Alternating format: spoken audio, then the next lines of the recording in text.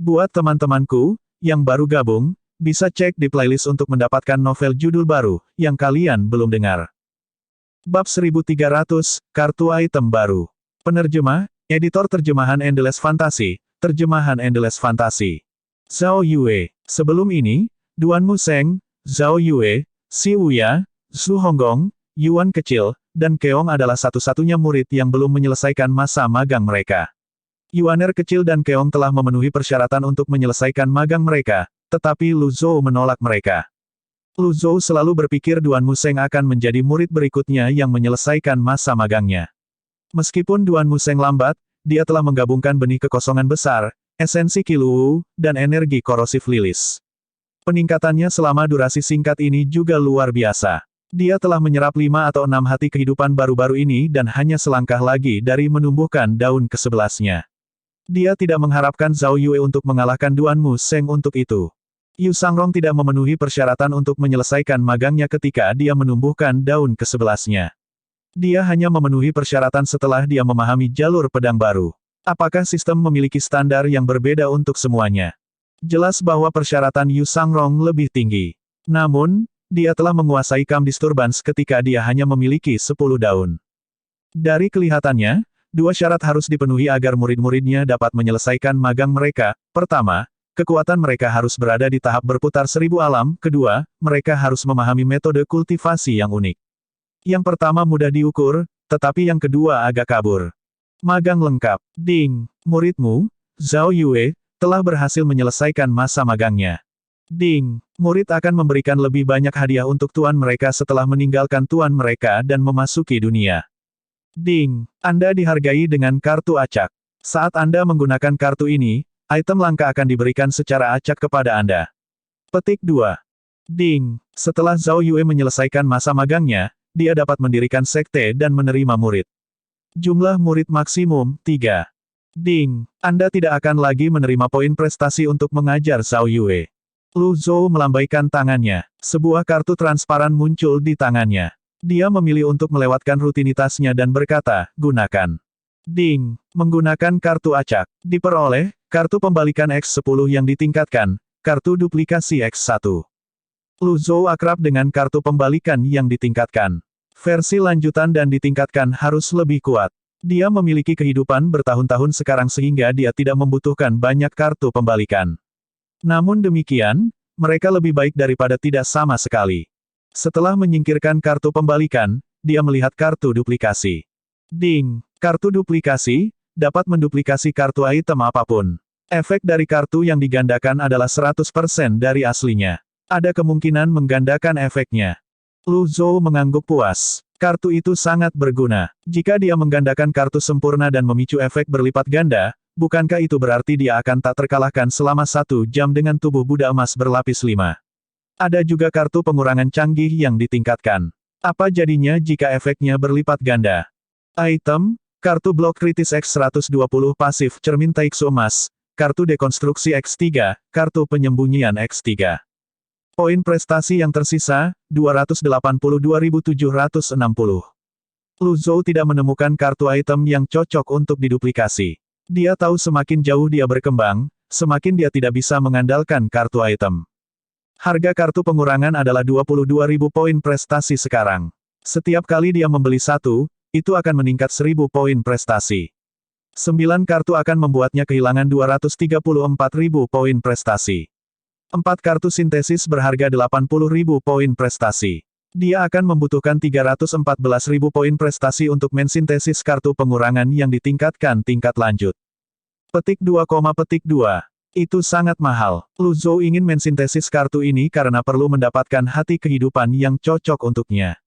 Meskipun dia sekarang memiliki 13 bagan kelahiran, dia masih jauh dari menjadi guru yang mulia. Pada saat ini, suara Duan Museng terdengar dari luar.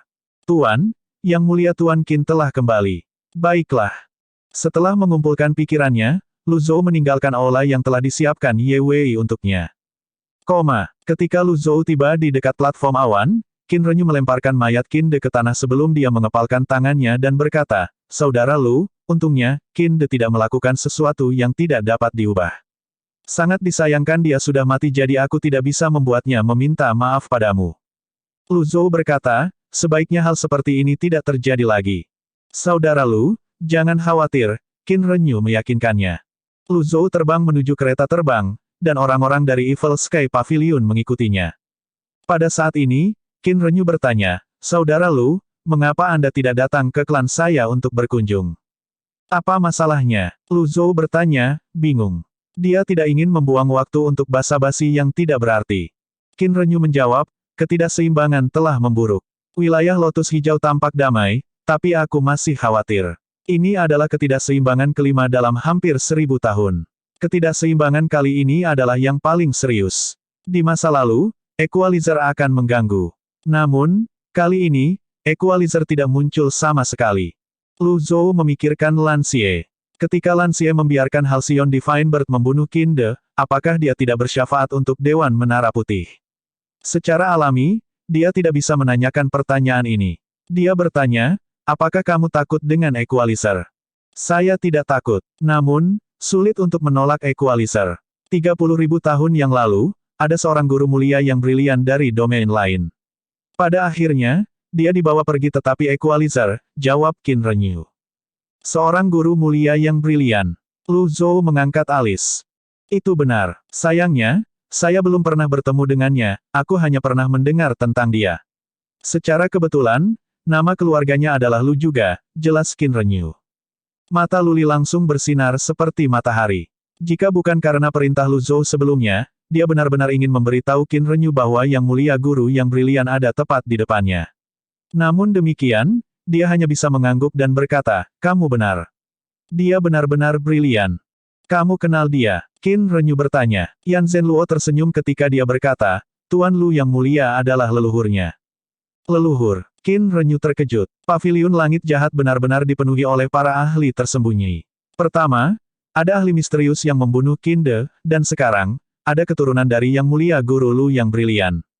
Yang mulia Tuan Lu adalah seseorang yang mampu mengalahkan Tuan yang mulia lainnya, Tuan Zenan, dan Tian Wu. Orang hanya bisa membayangkan bagaimana yang mulia guru Lu yang menantang surga. Semakin dia mendengar tentang Evil Sky Pavilion, semakin dia merasa bodoh. Itu semua di masa lalu. Seorang pahlawan tidak menyebutkan kejayaan masa lalu, kata Luli dengan kebanggaan yang tak bisa disembunyikan. Suatu kehormatan bertemu dengan Anda, kata Qin Renyu. Pada saat ini, Lu Zhou menyela, apakah ada banyak Equalizer? Jumlah mereka tidak kecil dan tidak besar. Setidaknya ada satu Equalizer di setiap domain. Mereka datang dari Great Void dan menjaga keseimbangan. Jika keberadaan yang menunjukkan keseimbangan muncul, tugas mereka adalah menyingkirkannya, kata Qin Renyu. Di mana kekosongan besar? Ming Shiyin bertanya.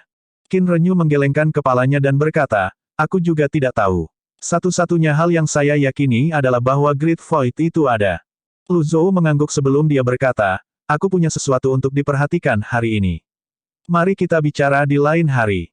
Ekspresi penyesalan muncul di wajah Qin Renyu saat dia berkata, baiklah. Mari kita bicara di lain hari. Pada saat ini, Ye Wei dan para tetua lainnya berjalan mendekat dan menangkupkan tinju mereka bersama-sama untuk mengirim Lu Zhou pergi. Lu Zhou melirik Ye Wei dan berseru, Ye Wei. Tolong bicara, Tuan Tua. Apakah kamu tahu Ye Zhen? Lu Zhou bertanya. Kamu Zhen? Ye Wei menggelengkan kepalanya. Aku belum pernah mendengar tentang dia. Sepertinya Lu Zhou tidak akan bisa mengetahui asal-usul keramik berlapis ungu dan Ye Zhen bahkan Dianan. Jaga dirimu, kata Lu Zhou sebelum dia berbalik dan memasuki kereta terbang. Setelah kereta terbang ke kejauhan, Ye Wei dan tiga tetua lainnya menghela nafas lega dan duduk satu demi satu. Pada saat ini, Qin Renyu melirik Ye Wei dan yang lainnya sebelum dia berkata, meskipun aku tidak cocok dengan Yanan, Ye Zheng sudah mati. Mulai sekarang, tidak akan ada konflik antara klan Qin saya dan Yanan.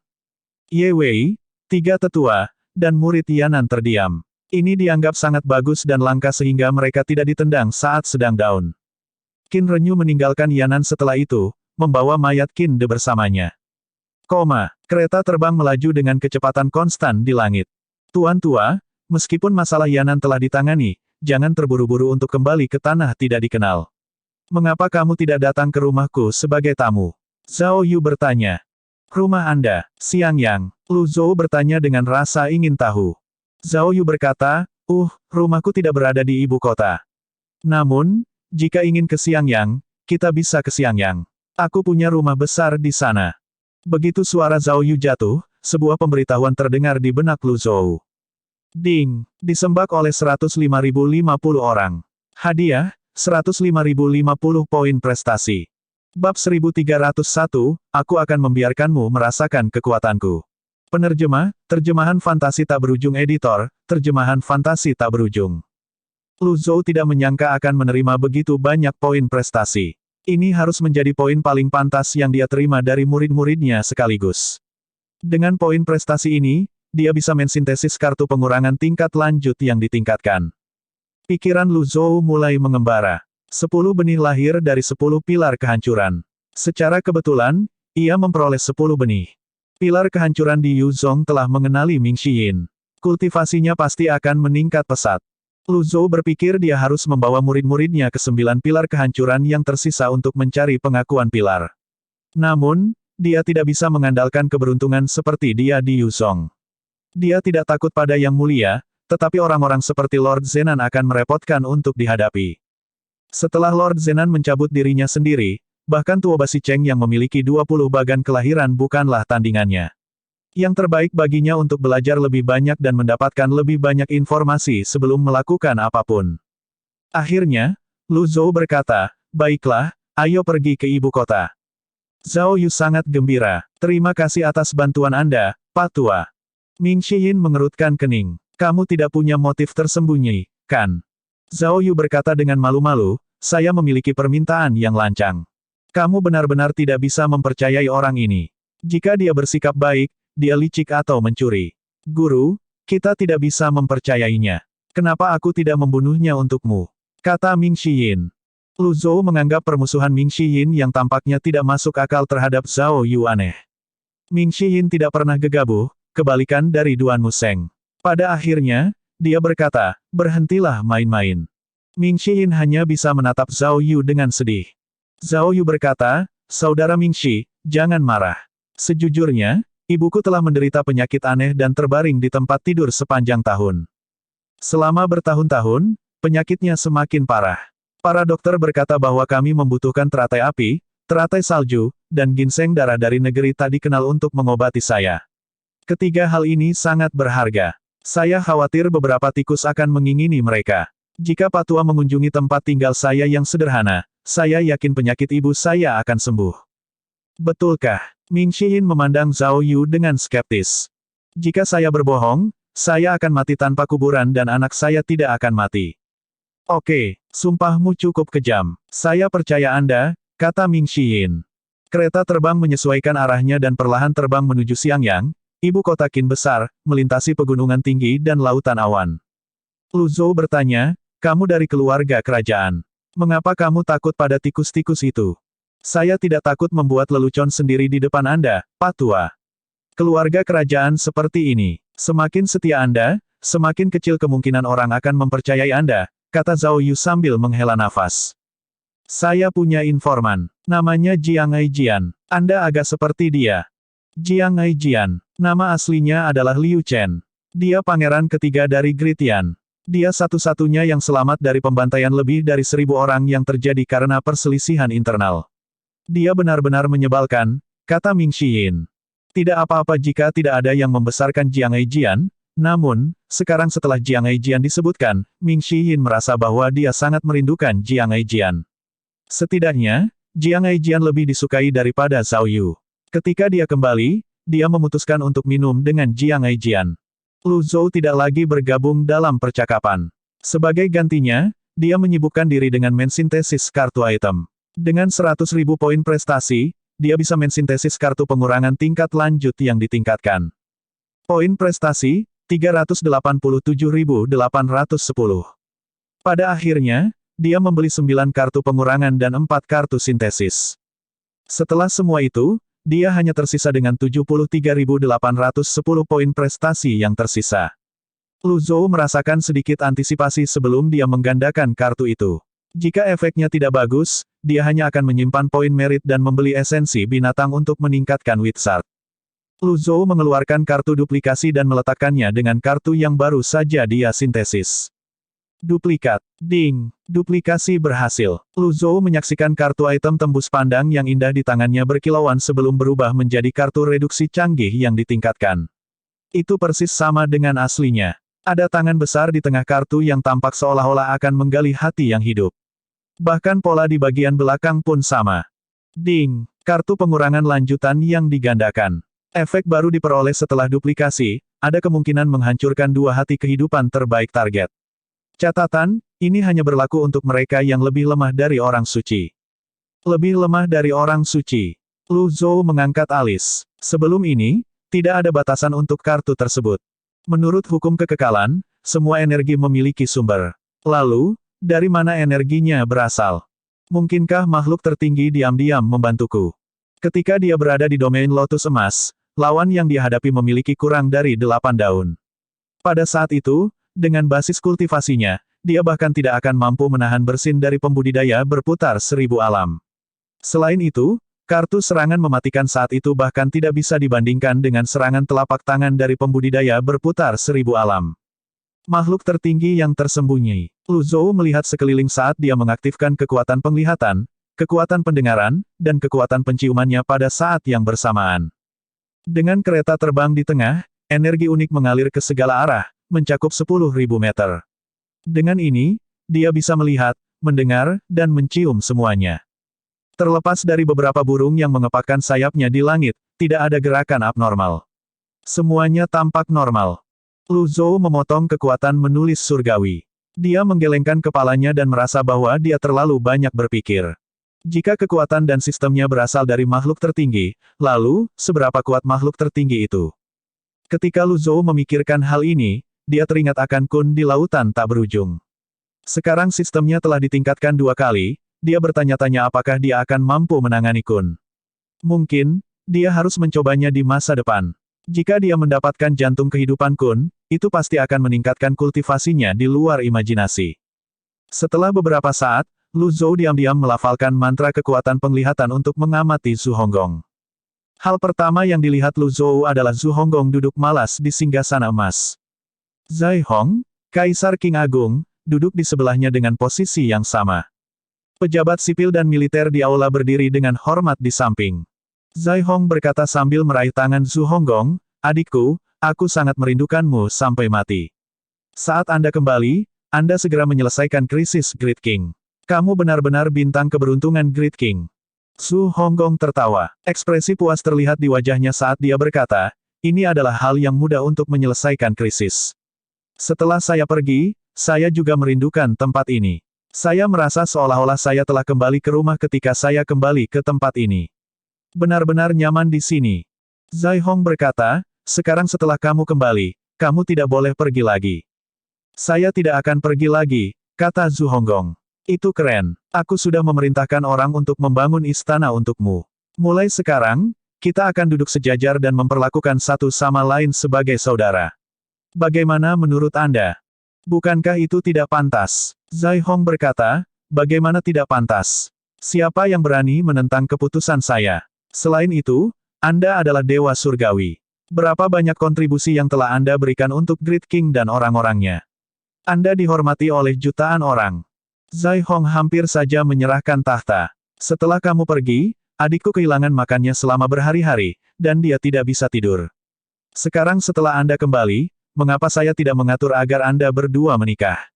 Bagaimana menurut Anda?" Zhu Honggong tertawa sampai matanya tidak terlihat. Dia baru saja akan setuju ketika, "Pak, ke-8, kembali ke akal sehatmu. Kami masih memiliki urusan yang harus diselesaikan." Petik 2.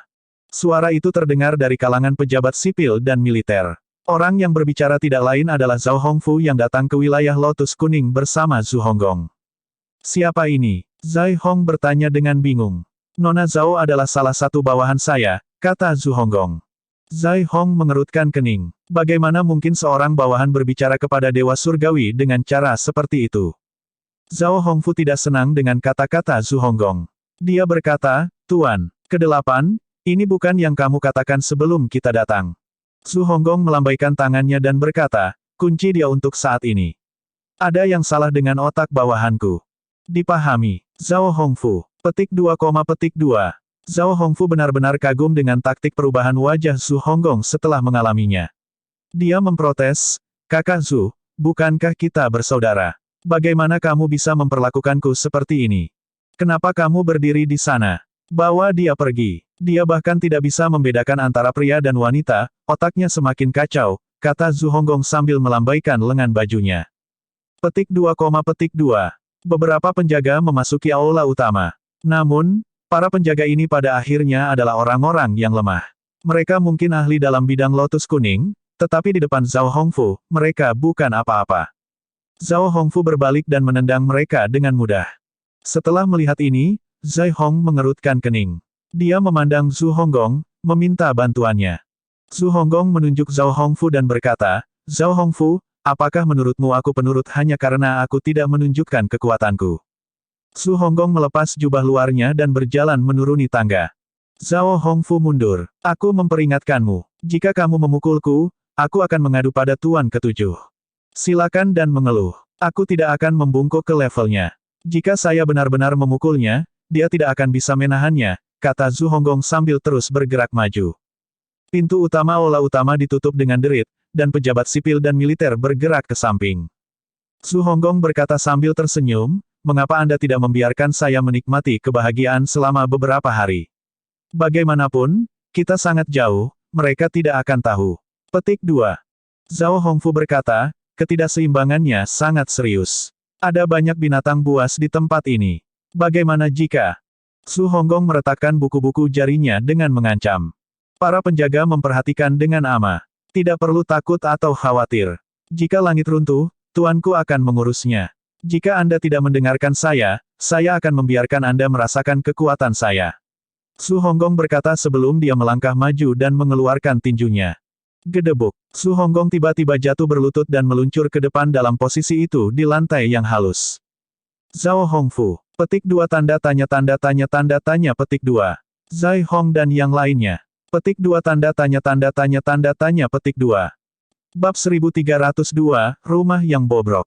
Penerjemah, editor terjemahan Endless Fantasy, terjemahan Endless Fantasy.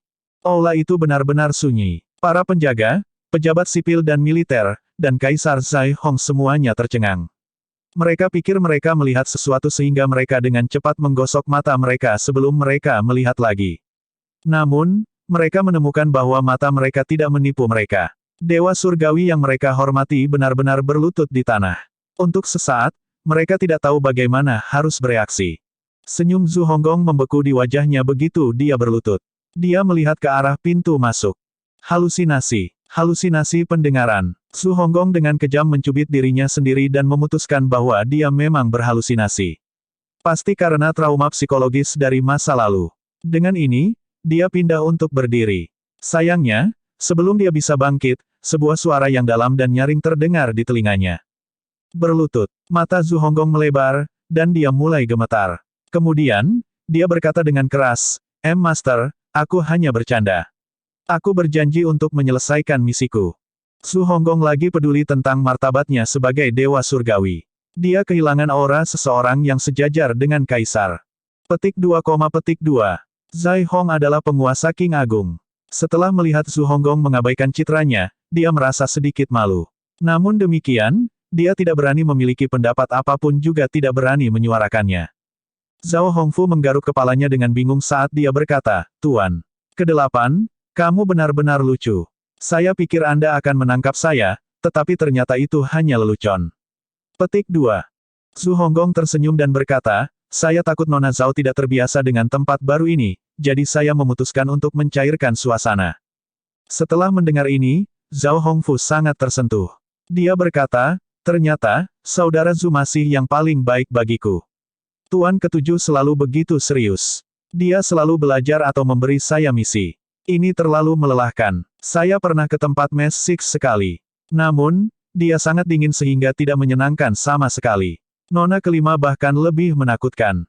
Dia seperti kaisar. Oh, tunggu, mungkin, tidak pantas bagiku untuk mengatakan hal-hal ini." Zhu Honggong. Petik 2, Zhao Hongfu melanjutkan berkata, "Ngomong-ngomong, tempat ini cukup bagus. Saya tidak berharap Anda memiliki prestise yang begitu besar di sini, Saudara Zhu. Meski begitu, kamu tidak melupakanku. Kakak Su, Anda seorang wanita. Apakah pantas bagi Anda untuk menyebut kami sebagai saudara sepanjang waktu? Su Honggong terdiam. Zhao Hongfu berkata, baiklah, sudah beres. Cepat dan beri saya pos resmi sehingga saya dapat menikmati kehidupan yang nyaman. Petik 2. Setelah melihat ini, Zhai Hong berkata, begitu. Jadi yang Anda lakukan untuk menghibur Mes Zhao. Kemurahan hati Anda benar-benar tidak mengenal batas. Meskipun kami memiliki pijakan yang sama, Anda sangat berpikiran luas. Aku benar-benar tidak bisa dibandingkan denganmu. Ini benar-benar berkah Great King untuk memiliki seseorang sepertimu. Kemudian, Zhai Hong berkata, Nyonya Zhao, saya akan mengeluarkan keputusan untuk. Su Honggong buru-buru bangkit dan meraih Zhao Hongfu sebelum dia menyela, lelucon hanyalah lelucon. Anda tidak bisa menganggapnya serius. Kami masih memiliki hal-hal penting untuk diperhatikan. Petik 2. Hah? Apa maksudmu dengan, kita harus menyelesaikan bagian rahasia dalam waktu setengah bulan. Su Honggong berkata dengan keras. Zhao Hongfu. Petik 2, petik 2. Zhai Hong juga terdiam. Saudaraku, kamu terus berubah sepanjang waktu. Aku benar-benar tidak bisa mengikutimu. Lu Zhou memotong kekuatan penglihatannya. Murid ke-8-nya tidak terlalu bisa diandalkan. Tanpa Luli mengawasi murid ke-8-nya, dia akan menjadi malas. Yang terbaik adalah terus membiarkan murid ke-7 mengawasi murid ke-8-nya. Setelah itu, Lu Zhou mengatur pernapasannya dan mulai berkultivasi. Di deck, Zhao Yu menunjuk Yu Sangrong dan Yu Zhenghai yang berdiri berdampingan sebelum bertanya dengan rasa ingin tahu, apakah kakak sulung dan kakak kedua selalu seperti ini? Kau akan terbiasa, jawab Ming Shiyin malas. Zhao Yu berkata sambil tersenyum, ada banyak ahli pedang di Qin besar. Bahkan, ada satu di ibu kota. Dia dari tempat terpencil di wilayah Lotus Hijau. Dia belajar pedang dari Master Qiyu, dan kemudian, dia menjadi jenderal terkenal dari Great Qin. Bolehkah saya bertanya seperti apa keterampilan pedangnya? Yu Sangrong bertanya. Jika kita tidak mempertimbangkan kultivasi, dalam hal keterampilan pedang, dia pasti yang terbaik di Great Qin. Zhao Yu berkata dengan percaya diri. Yu Sangrong tersenyum dan berkata, jika ada kesempatan, saya harap saya bisa bertemu dengannya. Zhao Yu berasumsi tidak akan mudah untuk mendekati orang-orang di Evil Sky Pavilion. Dia tidak berharap Yu Sangrong begitu sopan dan lembut. Zhao Yu merasa levelnya setara dengan Ming Shiyin jadi dia sedikit menundukkan kepalanya dan berkata, kakak kedua benar-benar fasih. Ming Shiyin segera berkata, kamu benar-benar hanya memuntahkan omong kosong apapun yang muncul di pikiranmu. Petik 2, petik 2.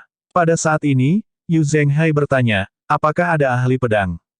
Zhao Yu berpikir sejenak sebelum berkata, Jenderal Xi cukup terampil. Cukup terampil, lupakan. Cukup terampil berarti dia biasa-biasa saja. Dia jauh dari seorang ahli, kata Yu Zhenghai. Zhao Yu berkata, agak malu, meskipun keterampilan pedang Jenderal Xi mungkin bukan yang terbaik di dunia, dia jelas tidak biasa-biasa saja. Dia pernah membawa pedang dan melintasi gurun utara, membunuh puluhan ribu pemberontak di Zhongshu. Keterampilan pedangnya diasah melalui pertumpahan darah dan perang. Dia tidak menyukai teknik yang mencolok dan berpikir bahwa itu hanya sampah yang mencolok. Saya setuju. Yu Zhenghai mengangguk. Jika ada kesempatan, aku ingin bertanding dengannya. Saya khawatir itu tidak mungkin, kata Zhao Yu, dia tidak suka sparring, dia berlatih dengan membunuh. Yu Zhenghai menggelengkan kepalanya. Sayang sekali. Aku tidak bisa membunuhnya hanya untuk membuktikan kemampuan pedangku. Lupakan. Petik 2, petik 2. Pada saat ini, bawahan Zhao Yu yang memimpin kemudi menunjuk ke depan dan berkata, Tuan Muda Zhao, kami di sini. Zhao Yu mengangguk sebelum berbalik menghadap yang lain, semuanya, kita sudah sampai di Xiangyang. Semua orang pindah ke sisi geladak dan melihat ke bawah. Little Yuaner dan Cons sangat bersemangat. Pada malam hari. 1. Sangat disayangkan. Aku tidak bisa membunuhnya hanya untuk membuktikan kemampuan pedangku. Lupakan saja. Yu Zhenghai menggelengkan kepalanya. Petik 2, petik 2. Pada saat ini, bawahan yang bertanggung jawab menunjuk ke awan di depan dan berkata, Tuan Muda Zhao, kami di sini. Zhao Yu mengangguk. Semuanya, kita telah tiba di Xiangyang. Semua orang datang ke geladak. Mereka melihat ke bawah. Yuan kecil dan Keong juga berlari keluar dan melihat ke bawah dengan penuh semangat. Kereta terbang menurunkan ketinggiannya, menarik rakyat jelata dan pembudidaya di jalan untuk melihat ke atas. Kereta terbang dan mendarat di sebuah villa di selatan kota. 1. Pada malam hari, Zhao Yu telah mengatur akomodasi orang-orang di Evil Sky Pavilion. Lu Zhou terus berkultivasi di ruangan yang telah diatur untuknya. Dia ingin menstabilkan bagan kelahirannya yang ke-13. Dia tidak menggunakan pilar ketidakkekalan karena mereka sekarang berada di ibu kota Qin besar, dan itu akan mempengaruhi orang-orang biasa. Pada waktu bersamaan, sesosok muncul dari kediaman ke jalan. Itu bergerak tidak menentu dengan kecepatan yang sulit ditangkap dengan mata telanjang. Setelah berjalan di jalan yang panjang, ia meninggalkan daerah yang ramai dan tiba di daerah yang tenang di utara. Akhirnya, ia berhenti di depan sebuah rumah bobrok yang ditumbuhi rumput liar dan tanaman merambat. Sosok itu berdiri di pintu masuk mansion untuk waktu yang lama, memandangi plakat rusak yang tergantung di pintu masuk. Hanya ada satu kata di plakat itu, yang samar-samar terlihat Meng. Setelah itu, sosok itu melompati dinding di samping dan mendarat dengan gerakan seringan burung layang-layang. Taman itu ditumbuhi rumput liar yang lebih tinggi dari manusia, tapi jalan kecil samar-samar terlihat. Seseorang di sini. Sosok itu bergerak diam-diam di sepanjang jalan kecil dan tiba di aula utama yang kumuh. Pintu dan jendela hilang, sebuah lubang besar terlihat di atap. Pada saat ini, suara dengkuran dari dalam aula. Sosok itu bergerak ke pintu masuk dan mengintip ke dalam. Dia menggelengkan kepalanya dan berkata dengan suara yang nyaris tak terdengar, itu hanya seorang pengemis. Namun, pendengaran pengemis itu agak tajam. Dia tiba-tiba mengangkat kepalanya dan berseru, "Siapa di sana? Aku hanya lewat, ingin mencari tempat untuk beristirahat. Kamu bisa mencari tempat untuk tidur, tapi jangan ganggu aku," kata pengemis itu sebelum berbalik dan melanjutkan tidurnya. Sosok itu tidak memasuki aula utama. Sebaliknya, dia bertanya, "Sudah berapa lama kamu tinggal di tempat ini?" Bab 1303, Sosok Legendaris. Penerjemah, Editor Terjemahan Endless Fantasy, Terjemahan Endless Fantasy. Pengemis itu bergeser dan menyipitkan mata ketika dia melihat sosok yang berdiri di pintu masuk. Dia berkata tanpa rasa takut, "Jika kamu ingin masuk, maka masuklah. Berhentilah berkeliaran dan mengganggu tidurku." Sosok itu ragu-ragu sejenak sebelum berjalan ke aula. Saat itu gelap, dan bau sesuatu yang tua dan busuk menyebar di udara. Ada juga tikus yang berkeliaran. Sosok itu melihat papan di samping dan duduk sebelum dia memanggil, "Tuan. Anak muda, saya tahu kondisinya tidak ideal, tetapi lakukan untuk malam ini. Di luar tidak aman jadi jangan lari-lari di luar malam-malam," gumam pengemis itu. "Aku bertanya padamu," sosok itu bertanya.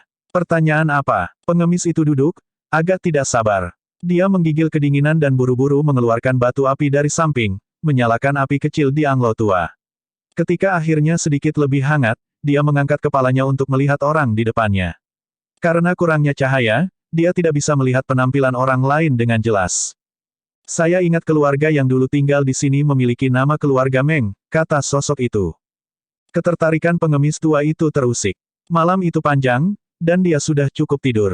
Bukan ide yang buruk untuk mengobrol dengan seorang junior untuk membunuh kebosanan dan kesepian yang cenderung dibawa oleh malam yang dingin. Pengemis tua itu mendekat ke api. Itu menerangi permukaan seperti batu dari kulitnya yang berbintik-bintik. Dia berkata, "Memang, keluarga yang dulu tinggal di sini memiliki nama keluarga Meng. Mereka dari klan Baili kuno." Sosok itu bertanya dengan rasa ingin tahu, "Lalu, kemana semua orang pergi?" "Mereka semua mati," kata pengemis tua itu sambil dengan santai menunjuk ke aula. "Dulu, tempat ini seperti tanah harta karun." "Bagaimana mereka mati?" tanya sosok itu lagi. Pengemis tua itu membuang muka dan berkata, "Saya tidak tahu. Sekitar 200 tahun yang lalu, ada perang yang kacau di Zhongshu.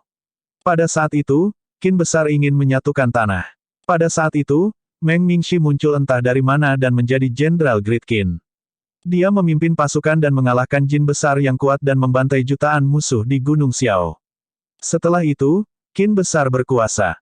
Sosok itu berkata dengan sedikit ketidaksetujuan, "Bukankah dia seorang jenderal yang kalah?" Memang benar dia kalah dalam banyak pertempuran. Namun, pertempuran dengan Great Jin terlalu mengesankan. Terkadang, satu pertempuran lebih unggul dari 100 pertempuran. Meng Mingxi terlalu berhati-hati dan pengecut, itu normal bahwa dia dikalahkan. Petik 2. Dia hanya beruntung, sosok itu mencibir. Pengemis tua itu menggelengkan kepalanya, menunjukkan bahwa dia tidak setuju. Tidak semuanya. Dia ulet dan sangat toleran. Dia sangat sulit dibunuh karena dia sangat berhati-hati. Dia tahu bagaimana menunggu kesempatan yang tepat untuk menyerang, dan dia tahu untuk menyerang pada titik vital. Pertempuran di Gunung Xiao membuktikan kemampuannya. Dia bisa dianggap sebagai legenda. Susah untuk dibunuh. Bukankah dia mati pada akhirnya? Yah, kamu harus mempertimbangkan lawannya. Bagaimana mungkin dia bisa mengalahkan Kaisar Qin besar? Maksudmu Kaisar membunuhnya? Pengemis tua itu menghela nafas dan berbaring sebelum dia perlahan berkata, itu hanya rumor. Jangan terlalu serius.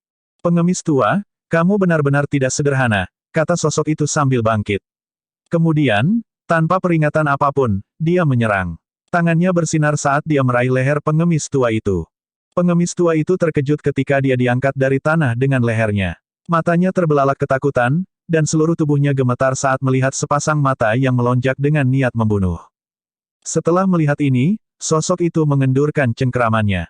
Pengemis tua itu jatuh ke tanah, memegangi dadanya sambil terbatuk-batuk. Kamu bukan seorang kultivator. Saya minta maaf, kata sosok itu. Setelah itu, dia menghilang ke udara tipis. Pengemis tua itu terdiam. Sungguh nasib buruk. Setelah itu, tanaman merambat tiba-tiba tumbuh liar ke segala arah. Pada saat yang sama, pohon dalam radius 1000 meter tumbuh, menghalangi angin dingin dan menyembunyikan rumah bobrok dari pandangan. Pagi selanjutnya, di kediaman Zhao, menabrak. Zhao Yu menghancurkan meja menjadi berkeping-keping dengan tangannya saat dia meraung. Apa? Kamu kehilangan ginseng darah dan teratai api. Petugas itu gemetaran dan berkata dengan kepala tertunduk, Jenderal Si berkata dia bertemu dengan seorang pencuri yang ahli. Sulit bagi orang biasa untuk bertahan melawan orang itu. Namun, Jenderal Si telah pergi untuk mencari harta karun itu lagi. Tolong beri dia waktu. Zhao Yu duduk, terengah-engah. Dia telah bekerja keras dan mempertaruhkan nyawanya untuk mendapatkan harta itu. Bagaimana bisa hilang begitu saja? Setelah beberapa saat, dia berkata dengan marah, beri dia waktu. Apakah saya punya waktu? Pelayan itu tetap diam. Semua orang di kediaman Zhao tahu ibu Zhao Yu sedang sakit kritis dan sangat membutuhkan harta karun alam. Zhao Yu menunduk, tetap diam untuk waktu yang lama. Dia telah mencoba yang terbaik, tetapi itu tidak cukup. Pelayan itu berkata dengan ragu-ragu, Jenderal Si telah mengatakan bahwa jika dia tidak dapat menemukan lotus salju dan ginseng darah, dia tidak akan tahu bagaimana menghadapimu. Setelah membubarkan hadirin, Zhao Yu bangkit tanpa ekspresi dan berjalan keluar. Dia berjalan melalui koridor yang menuju ke gedung lain.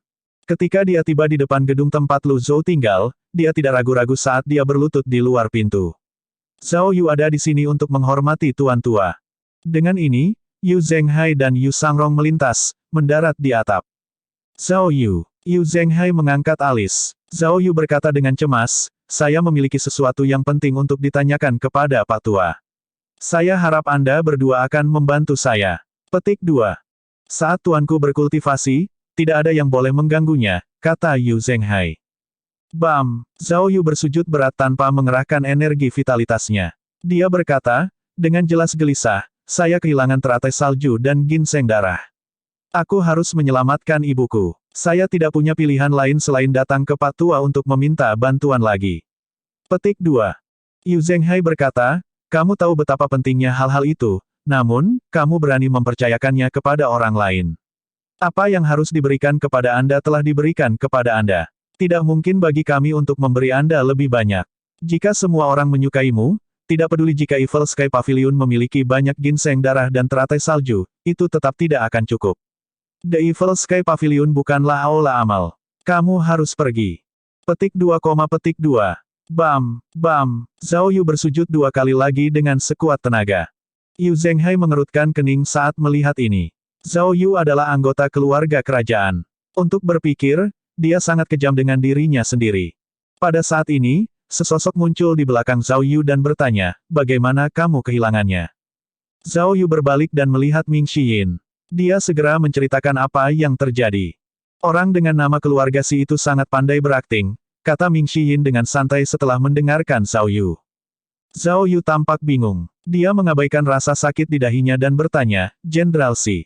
Akting. Apakah kamu bodoh atau kamu berpura-pura bodoh? Ming Xiyin bertanya. Dia terus berkata, si Qishu setidaknya telah melewati 2 ujian kelahiran. Seberapa kuat si pencuri untuk bisa mencuri sesuatu darinya? Jika pencurinya begitu kuat, apakah dia perlu menjadi pencuri? Zhao Yu berseru kaget, tidak mungkin. Jenderal Shi selalu sangat baik padaku. Tidak mungkin dia melakukan hal seperti ini. Betapa naifnya, kata Ming Xiyin dengan sedikit cemoohan, jika kamu memanggilnya ke sini sekarang, apakah menurutmu dia akan muncul? Setelah mendengar ini, Zhao Yu berbalik berlutut dan mulai bersujud pada Ming Xiyin. Kakak Ming Xi, tolong bantu aku. Aku memohon Anda. Ming Xiyin tetap bergeming. Kamu seharusnya tidak hanya berlutut. Jika Anda melakukan ini, itu hanya akan membuat saya meremehkan Anda. Petik 2.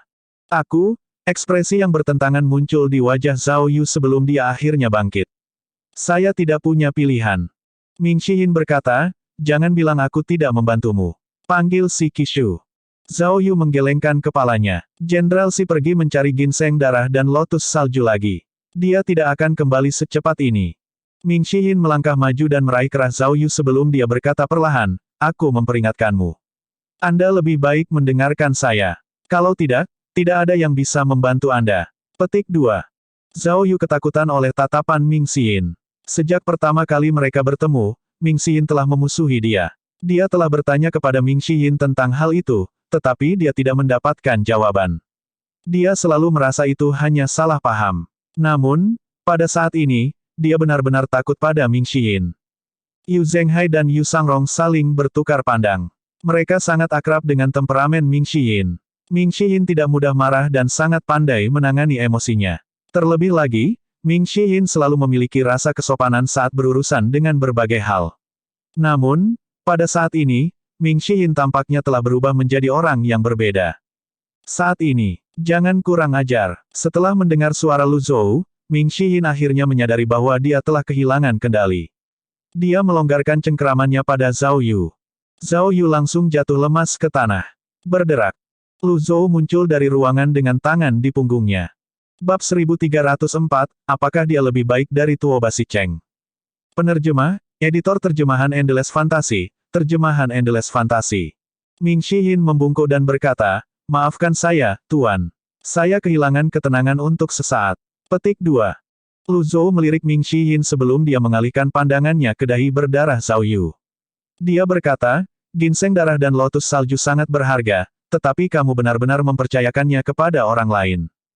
Zhao Yu berkata, kesal pada dirinya sendiri, jika aku tahu ini akan terjadi, bahkan jika kamu memukuliku sampai mati, aku tidak akan memberikannya padanya. Semakin saya berharap hal seperti ini tidak terjadi, semakin besar kemungkinan itu akan terjadi. Sebelumnya juga seperti ini. Sebelumnya, seperti kata pepatah, bodoh saya sekali. Malu pada Anda, membodohi saya 2 kali, mempermalukan saya. Ming Xiyin merasa tidak bisa berkata-kata. Dia berbalik, dia tidak bisa diganggu untuk melihat Zhao Yu. Mereka juga harta alam, obat herbal, kata Zhao Yu dengan suara kecil. Lu Zhou mengangguk sedikit. 2 hal, 1, panggil orang dengan nama keluarga Shi untuk menemui saya, 2, bawa aku ke ibumu. Zhao Yu sangat gembira setelah mendengar kata-kata ini. Tanpa mengucapkan sepatah kata pun. Bang, bang, bang. Zhao Yu bersujud 3 kali sebelum dia bangkit. Dia mengabaikan rasa sakit di dahinya dan buru-buru berkata, lewat sini, tolong. Selanjutnya, Zhao Yu membawa semua orang ke halaman yang tenang. Lu Zhou berhenti di pintu masuk yang melengkung dan mengendus-endus udara. Ada aroma jamu yang sangat kuat di sini. Ibuku membutuhkan jamu sepanjang tahun. Kondisinya telah memburuk selama bertahun-tahun sehingga kami menanam banyak tanaman herbal di sini juga, jelas Zhao Yu. Ming Xiyin memutar matanya. Betapa berbakti. Ketika mereka berjalan di dalam, mereka melihat beberapa petugas wanita berjalan masuk dan keluar dari gedung. Zhao Yu memerintahkan seseorang untuk mengirim pesan ke si Qishu sebelum dia memimpin Lu Zhou ke dalam gedung. Ketika si Qishu menerima pesan Zhao Yu, dia tidak memperhatikannya sama sekali. Dia meneguk dari cangkir anggur sebelum dia berkata dengan riang, hal-hal yang aku ambil dari bocah itu benar-benar menakjubkan. Setelah memakannya, saya bisa merasakan energi saya melonjak, dan itu tidak menunjukkan tanda-tanda melambat sama sekali. Selain itu, saya juga bisa merasakan kultivasi saya meningkat.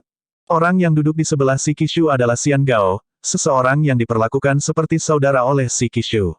Dia berkata, kakak, kamu pantas mendapatkan hal-hal itu.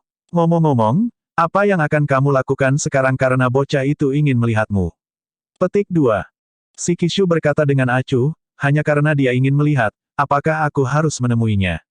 Duo itu tertawa terbahak-bahak. Kakak, kenapa aku tidak melihatnya? Saya dengar dia masih memiliki teratai api, kata Xian Gao. Sebelumnya, Zhao Yu telah mendapatkan lotus api terlebih dahulu. Teratai salju dan ginseng darah yang diperolehnya kemudian diberikan kepada si Qishu untuk diamankan.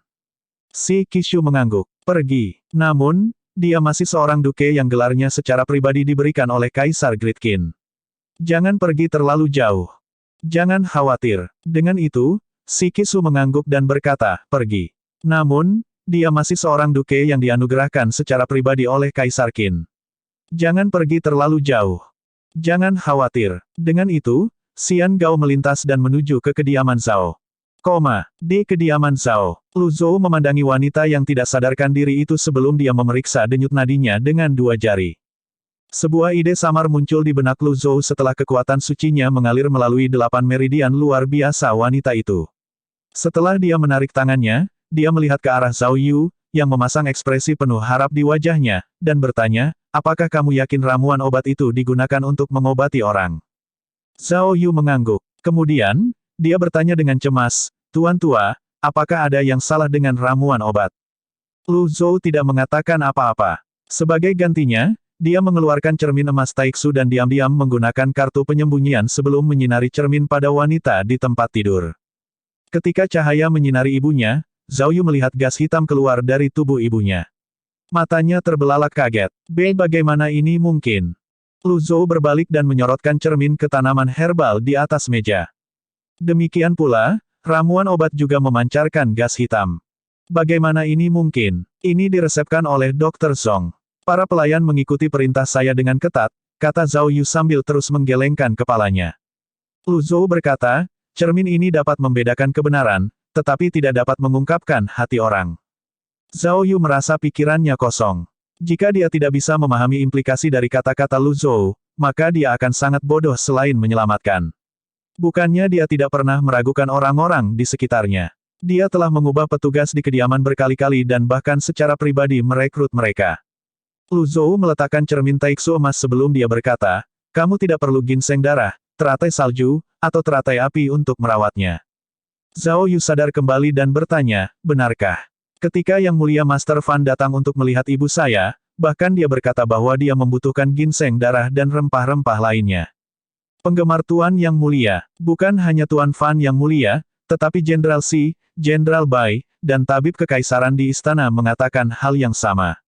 Mereka memberitahu saya bahwa saya membutuhkan 3 hal itu untuk merawat ibu saya, kata Zhao Yu. Dia masih merasa sulit untuk mempercayai kata-kata Lu Zhou. Kau tidak percaya padaku? Lu Zhou bertanya. Zhao Yu buru-buru melambaikan tangannya. Tidak, aku sangat percaya padamu, Pak Tua. Lu Zhou berbalik dan mengangkat tangannya. Teratai emas mekar di atas telapak tangannya sebelum melayang ke arah wanita itu. Zhao Yu menatap ibunya dan teratai emas, terlalu gugup untuk bernapas. Setelah itu, teratai emas berputar di atas wanita itu, meledak dengan energi vitalitas. Ini dengan cepat membubarkan gas hitam.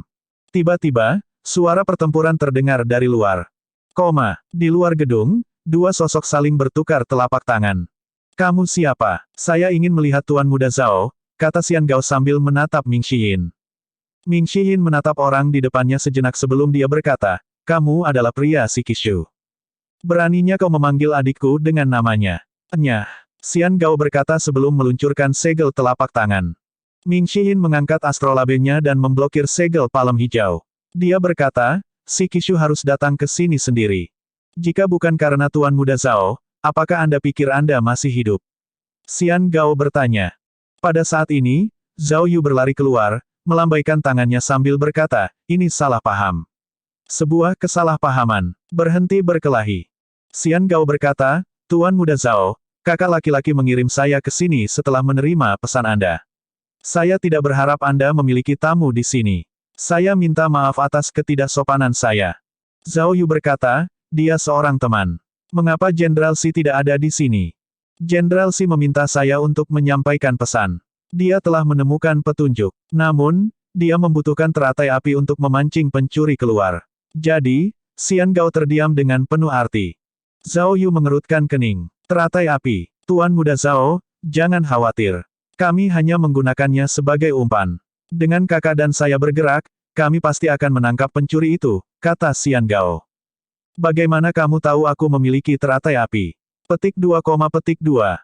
Ini adalah pertanyaan retoris. Xian Gao dengan cepat pulih sebelum dia berkata sambil tersenyum, Tuan Muda Zhao pergi ke tanah tidak dikenal untuk mencari 3 hal.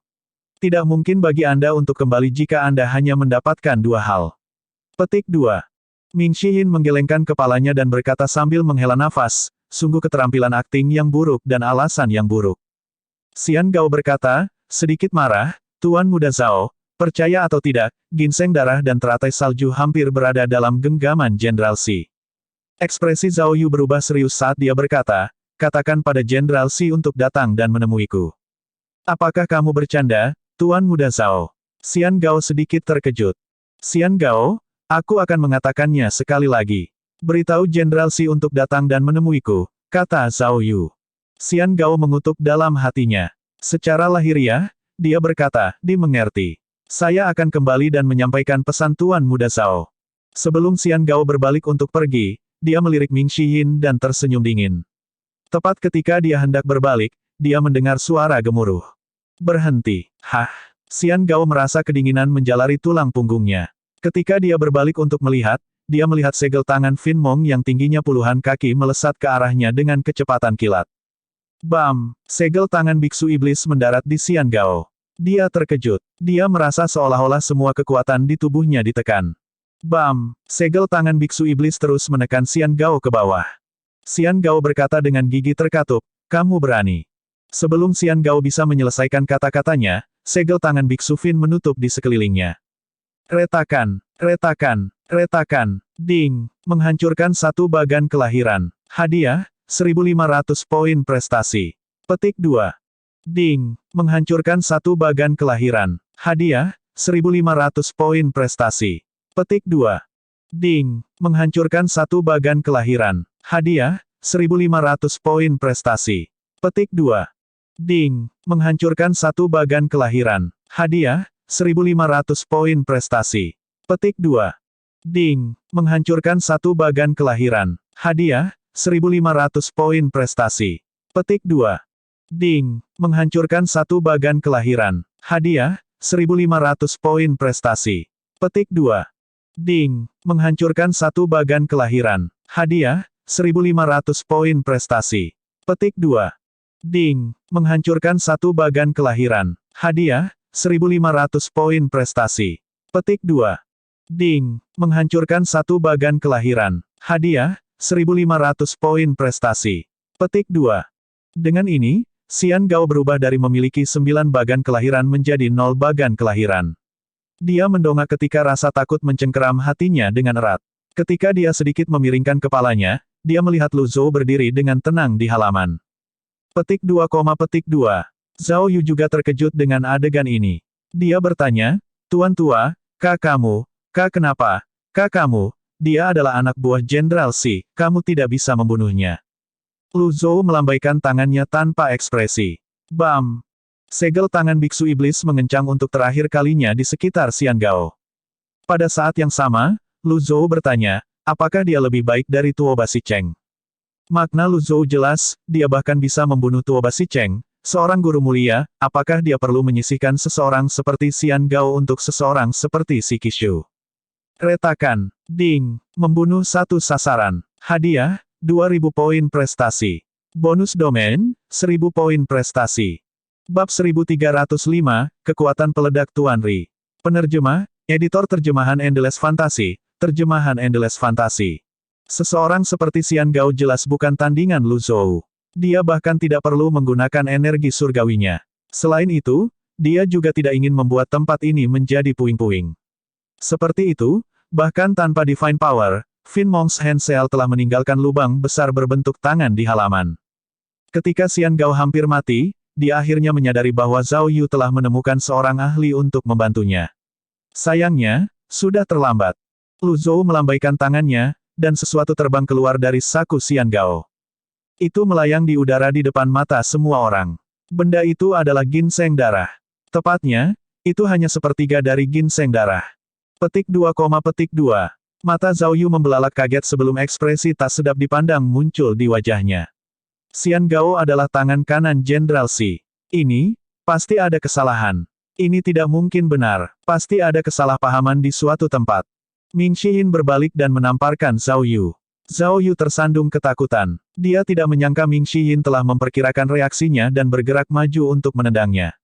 Dia memegang pipinya dengan linglung. Lu Zhou juga tidak mengharapkan tindakan tiba-tiba Ming Xiyin. Terlebih lagi, Ming Xiyin telah mengambil tindakan di depannya. Memang, perilaku Ming Xiyin tumbuh semakin tidak normal. Ming Xiyin mengutuk, si Qishu tidak hanya mencuri ginseng darah dan teratai saljumu, tapi dia bahkan menyakiti ibumu. Tuanku membunuh orang itu untuk membalaskan dendammu.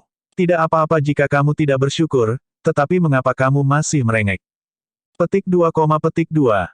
Ming Xiyin berkata dengan dingin, kamu hanyalah orang bodoh. Petik 2, petik 2. Zhao Yu memegang pipinya dan melangkah mundur. Dia tidak mau mengakuinya, tapi Ming Xiyin benar-benar menamparnya. Mereka semua berbohong padaku. Mengapa kamu menyatakan yang sudah jelas? Tetapi, kenapa?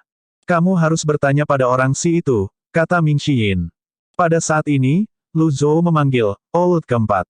Jantung Ming Xiyin berdetak kencang. Dia buru-buru berkata, Tuan, saya tahu saya salah. Saya tidak mengatakan Anda salah, kata Lu Zhou. Mirip dengan si Wuya, dia terlalu malas untuk bertanya lebih dari yang diperlukan. Murid-muridnya bukanlah anak-anak yang perlu dikendalikan, dan mereka memiliki pikiran mereka sendiri. Selama mereka tidak melewati batas, mereka bisa melakukan apapun yang mereka inginkan. Lu Zhou berbalik dan berjalan pergi. Dia berencana untuk kembali ke kultivasinya. Ming Xiyin menggaruk kepalanya, bingung. Setelah Zhao Yu tenang, dia bertanya, Kakak Ming Xi, apa yang harus saya lakukan sekarang? Apakah kamu percaya aku? Aku tidak punya pilihan lain selain mempercayaimu. Mata Ming Xiyin berkilat dingin saat dia berkata, kirim kepalanya ke si Qishu. Petik 2, petik 2. Aku membantumu mengirimkannya. Ming Xiyin mengeluarkan kait pemisahnya dan dengan mudah memenggal Xian Gao. Setelah itu, dia mengambil jubah Zhao Yu, memotongnya, dan membungkus kepala Xian Gao dengan itu. Petik 2, petik 2. Saya hampir lupa. Di mana dia tinggal? Ming Xiyin bertanya. Zhao Yu menjawab, masih linglung, rumahnya, 10 mil selatan kota. Dengan itu, Ming Xiyin melintas dan menghilang ke kejauhan. Pada waktu bersamaan, di luar kediaman Zhao, seorang pendekar pedang berpakaian hijau memandang Ming Xiyin yang terbang menjauh dan bergumam pada dirinya sendiri, Old keempat, kamu terlalu gegabah. Setelah itu, dia memiringkan kepalanya sedikit dan mentransmisikan suaranya. Kakak senior sulung, aku akan menyerahkan tempat ini padamu. Aku akan pergi memeriksa Old Fort. Petik 2. Tidak lama kemudian, sebuah suara terdengar di telinganya. Baiklah. Malam hari. Malam-malam di wilayah Lotus Hijau tidak terlalu damai. Angin yang sangat dingin menyapu kota dan ke pinggiran kota tempat binatang buas berkeliaran. Di kediaman si Qishu, lampu menyala terang pada saat ini. Si Qishu duduk bersila di belakang layar untuk berkultivasi. Bang! Pada saat ini, kepala manusia menabrak jendela. Si Qishu membuka matanya dan mengangkat tangannya, menghalangi kepala manusia dengan segel energi. Dengan itu, kepala manusia itu jatuh ke tanah dan berguling berhenti di dekat kakinya. Setelah melihat kepalanya, mata si Qishu bersinar dengan niat membunuh. Xian Gao. Pada saat ini, sebuah suara terdengar dari luar jendela. Anda selanjutnya. Astaga, si Qishu terbang keluar jendela, mengikuti arah suara itu. Hanya dalam sekejap mata, dia telah terbang keluar dari kediaman.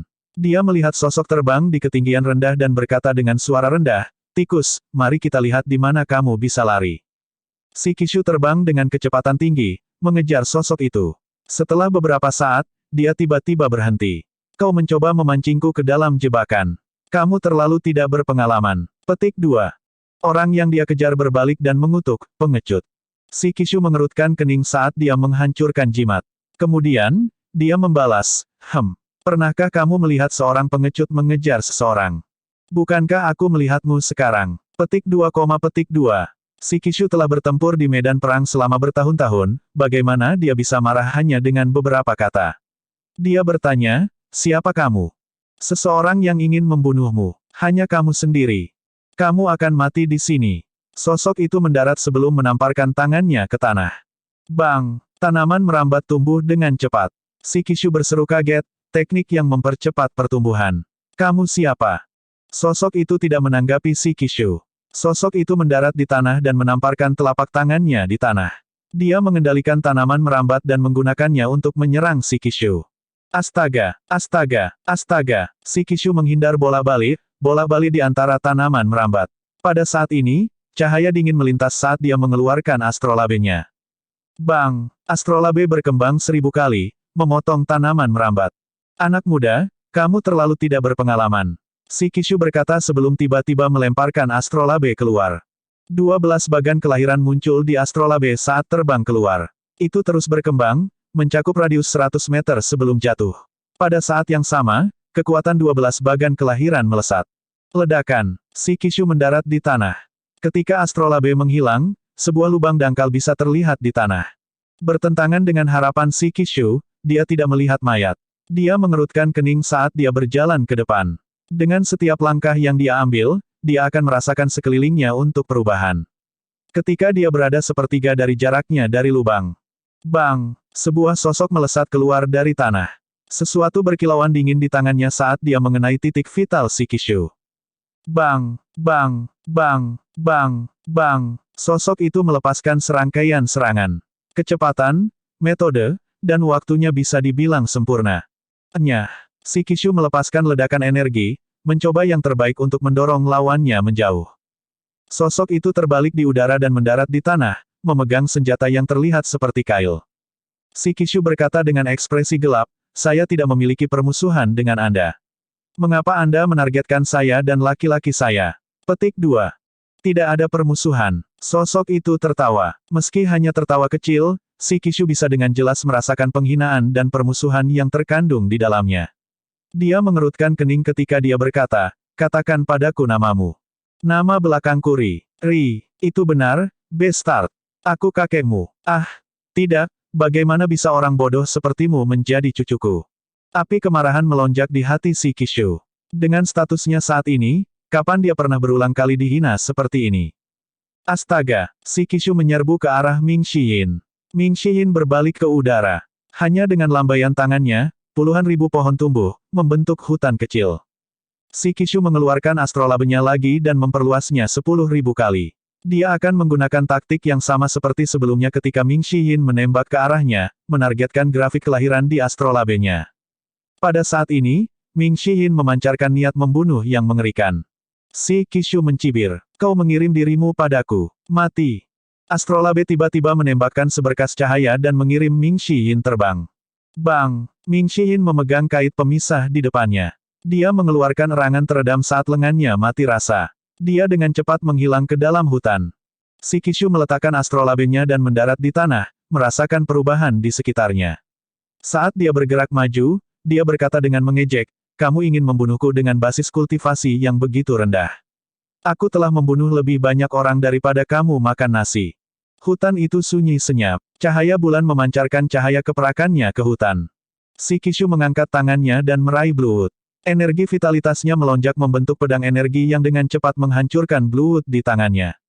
Sebuah cahaya melintas. Shikishu mencibir. Hanya seekor semut yang mencoba mengguncang pohon. Shikishu meluncurkan segel telapak tangan. Namun, kali ini, kekuatan ledakan Ming Shiyin mencapai tingkat yang belum pernah terjadi sebelumnya. Kait pemisah miliknya menebas segel telapak tangan dalam hiruk-pikuk. Bang! Bang! Bang! Bang! Bang! Hanya dalam sekejap mata, Ming Shiyin telah membuat ratusan tebasan. Shikishu tidak menyangka serangan Ming Shiyin begitu dahsyat. Segel telapak tangan mendorongnya, menyebabkan dia meluncur mundur saat Ming Shiyin terus menyerang. Pada saat ini, Ming Shiyin melepaskan energi emas berbentuk kerucut. Ketika Shikishu melihat wajah Ming Shiyin yang diterangi oleh cahaya keemasan, matanya melebar karena terkejut. Segel energi emas. Itu kamu. Bab 1306, letakkan pedang di tanganmu. Penerjemah, editor terjemahan Endless Fantasy, terjemahan Endless Fantasy. Ming Shiyin meningkatkan kecepatan serangannya, mengacungkan kait pemisah dalam hiruk-pikuk. Karena kecepatannya yang luar biasa, sepertinya dia meninggalkan bayangan di belakangnya ketika dia bergerak. Bang! Bang! Bang! Bang! Bang! Pada saat ini, segel palem hijau tampak seperti akan pecah. Si Qishu terkejut. Matanya dipenuhi dengan ketidakpercayaan ketika dia melihat Ming Xiyin. Kekuatan yang kuat terus mendorongnya kembali, meninggalkan dua parit dangkal di tanah. Dia meluncur mundur sejauh 1000 meter. Selama waktu ini, Ming Xiyin telah kehilangan hitungan berapa kali dia menyerang. Pada saat ini, dia tiba-tiba memanifestasikan astrolabenya, melepaskan kekuatan penuh dari bagan kelahirannya. Pada saat yang sama, tangannya yang memegang kait pemisah tidak berhenti bergerak sama sekali. Ledakan, serangan eksplosif menghancurkan segel palem hijau. Gelombang kejut dari serangan itu mengenai dada si Qishu. Dia terbang kembali ke udara seperti layang-layang dengan tali yang putus. Ketika dia mendarat, dia terus meluncur kembali ke tanah. Ketika dia meluncur 100 meter ke belakang, dia mendengus dan meludahkan seteguk darah. Anda, si Qishu memelototi Ming Xiyin dan menunjuk ke arahnya. Dia tertawa dengan marah sebelum berkata, aku ingat sekarang. Aku ingat sekarang. Ming Xiyin menyingkirkan kait pemisah dan astrolabnya dan bertanya, apa yang kamu ingat? Aku tidak menyangka asteris sepertimu masih hidup. Si Qishu menyeka darah dari sudut bibirnya saat dia berdiri. Ming Xiyin tidak terlalu memikirkan kata-kata si Qishu. Si Qishu mengangkat kepalanya untuk melihat langit yang gelap dan bintang-bintang saat matanya meledak dengan niat membunuh. Kecil asteris Earth, aku benar-benar tidak menyangka Meng Mingxi tidak membunuhmu. Ming Xiyin bertanya tanpa ekspresi, apakah kamu membunuhnya? Si Qishu tertawa liar, kamu ingin tahu. Kamu bisa bertanya padanya setelah aku mengirimmu ke neraka. Bang! Si Qishu menembak, meninggalkan bayangan di belakangnya. Dia tiba di depan Ming Xiyin hanya dalam sekejap mata. Tebasan samsara, pedang energi meledak dari telapak tangan si Qishu. Ming Xiyin melintas ke samping. Bang! Pedang energi menghantam penghalang energi Ming Xiyin, menghancurkannya seperti kaca. Akibatnya, dia dikirim terbang di udara. Si Qishu tiba-tiba berhenti bergerak dan berkata, aku hanya mempermainkanmu tadi. Biarkan saya menunjukkan keahlian saya. Petik 2. Ketika pedang merah muncul di tangan si Qishu, dia menjilat ujung pedang dengan ekspresi haus darah di wajahnya. Dia mengambil keuntungan dari waktu Ming Xiyin terbang mundur dan melesat dengan kecepatan yang menyilaukan. Ketika Ming Xiyin mendarat di tanah, dia memukulkan tangannya ke tanah. Bluewood di sekitarnya tumbuh lebih besar dan lebih besar pada tingkat yang gila, melindunginya. Ledakan, si Qishu bertabrakan dengan massa Bluewood. Ketika mereka tidak menyerah, dia menabrak mereka berulang kali sampai mereka hancur berkeping-keping. Namun, saat ini, Ming Xiyin sudah menghilang. Si Qishu mendarat dan merasakan sekelilingnya lagi. Kecil asteris Earth, kamu pengecut seperti kakekmu. Keluar. Suara berat si Qishu bergema di udara saat dia berkata, Meng Mingxi adalah seorang pengecut sepanjang hidupnya dan menderita kekalahan seumur hidup. Selama pertempuran di Gunung Xiao, Bai Yi dan aku membantunya memenangkan pertempuran. Kemenangan seorang jenderal dibangun di atas 10.000 tulang.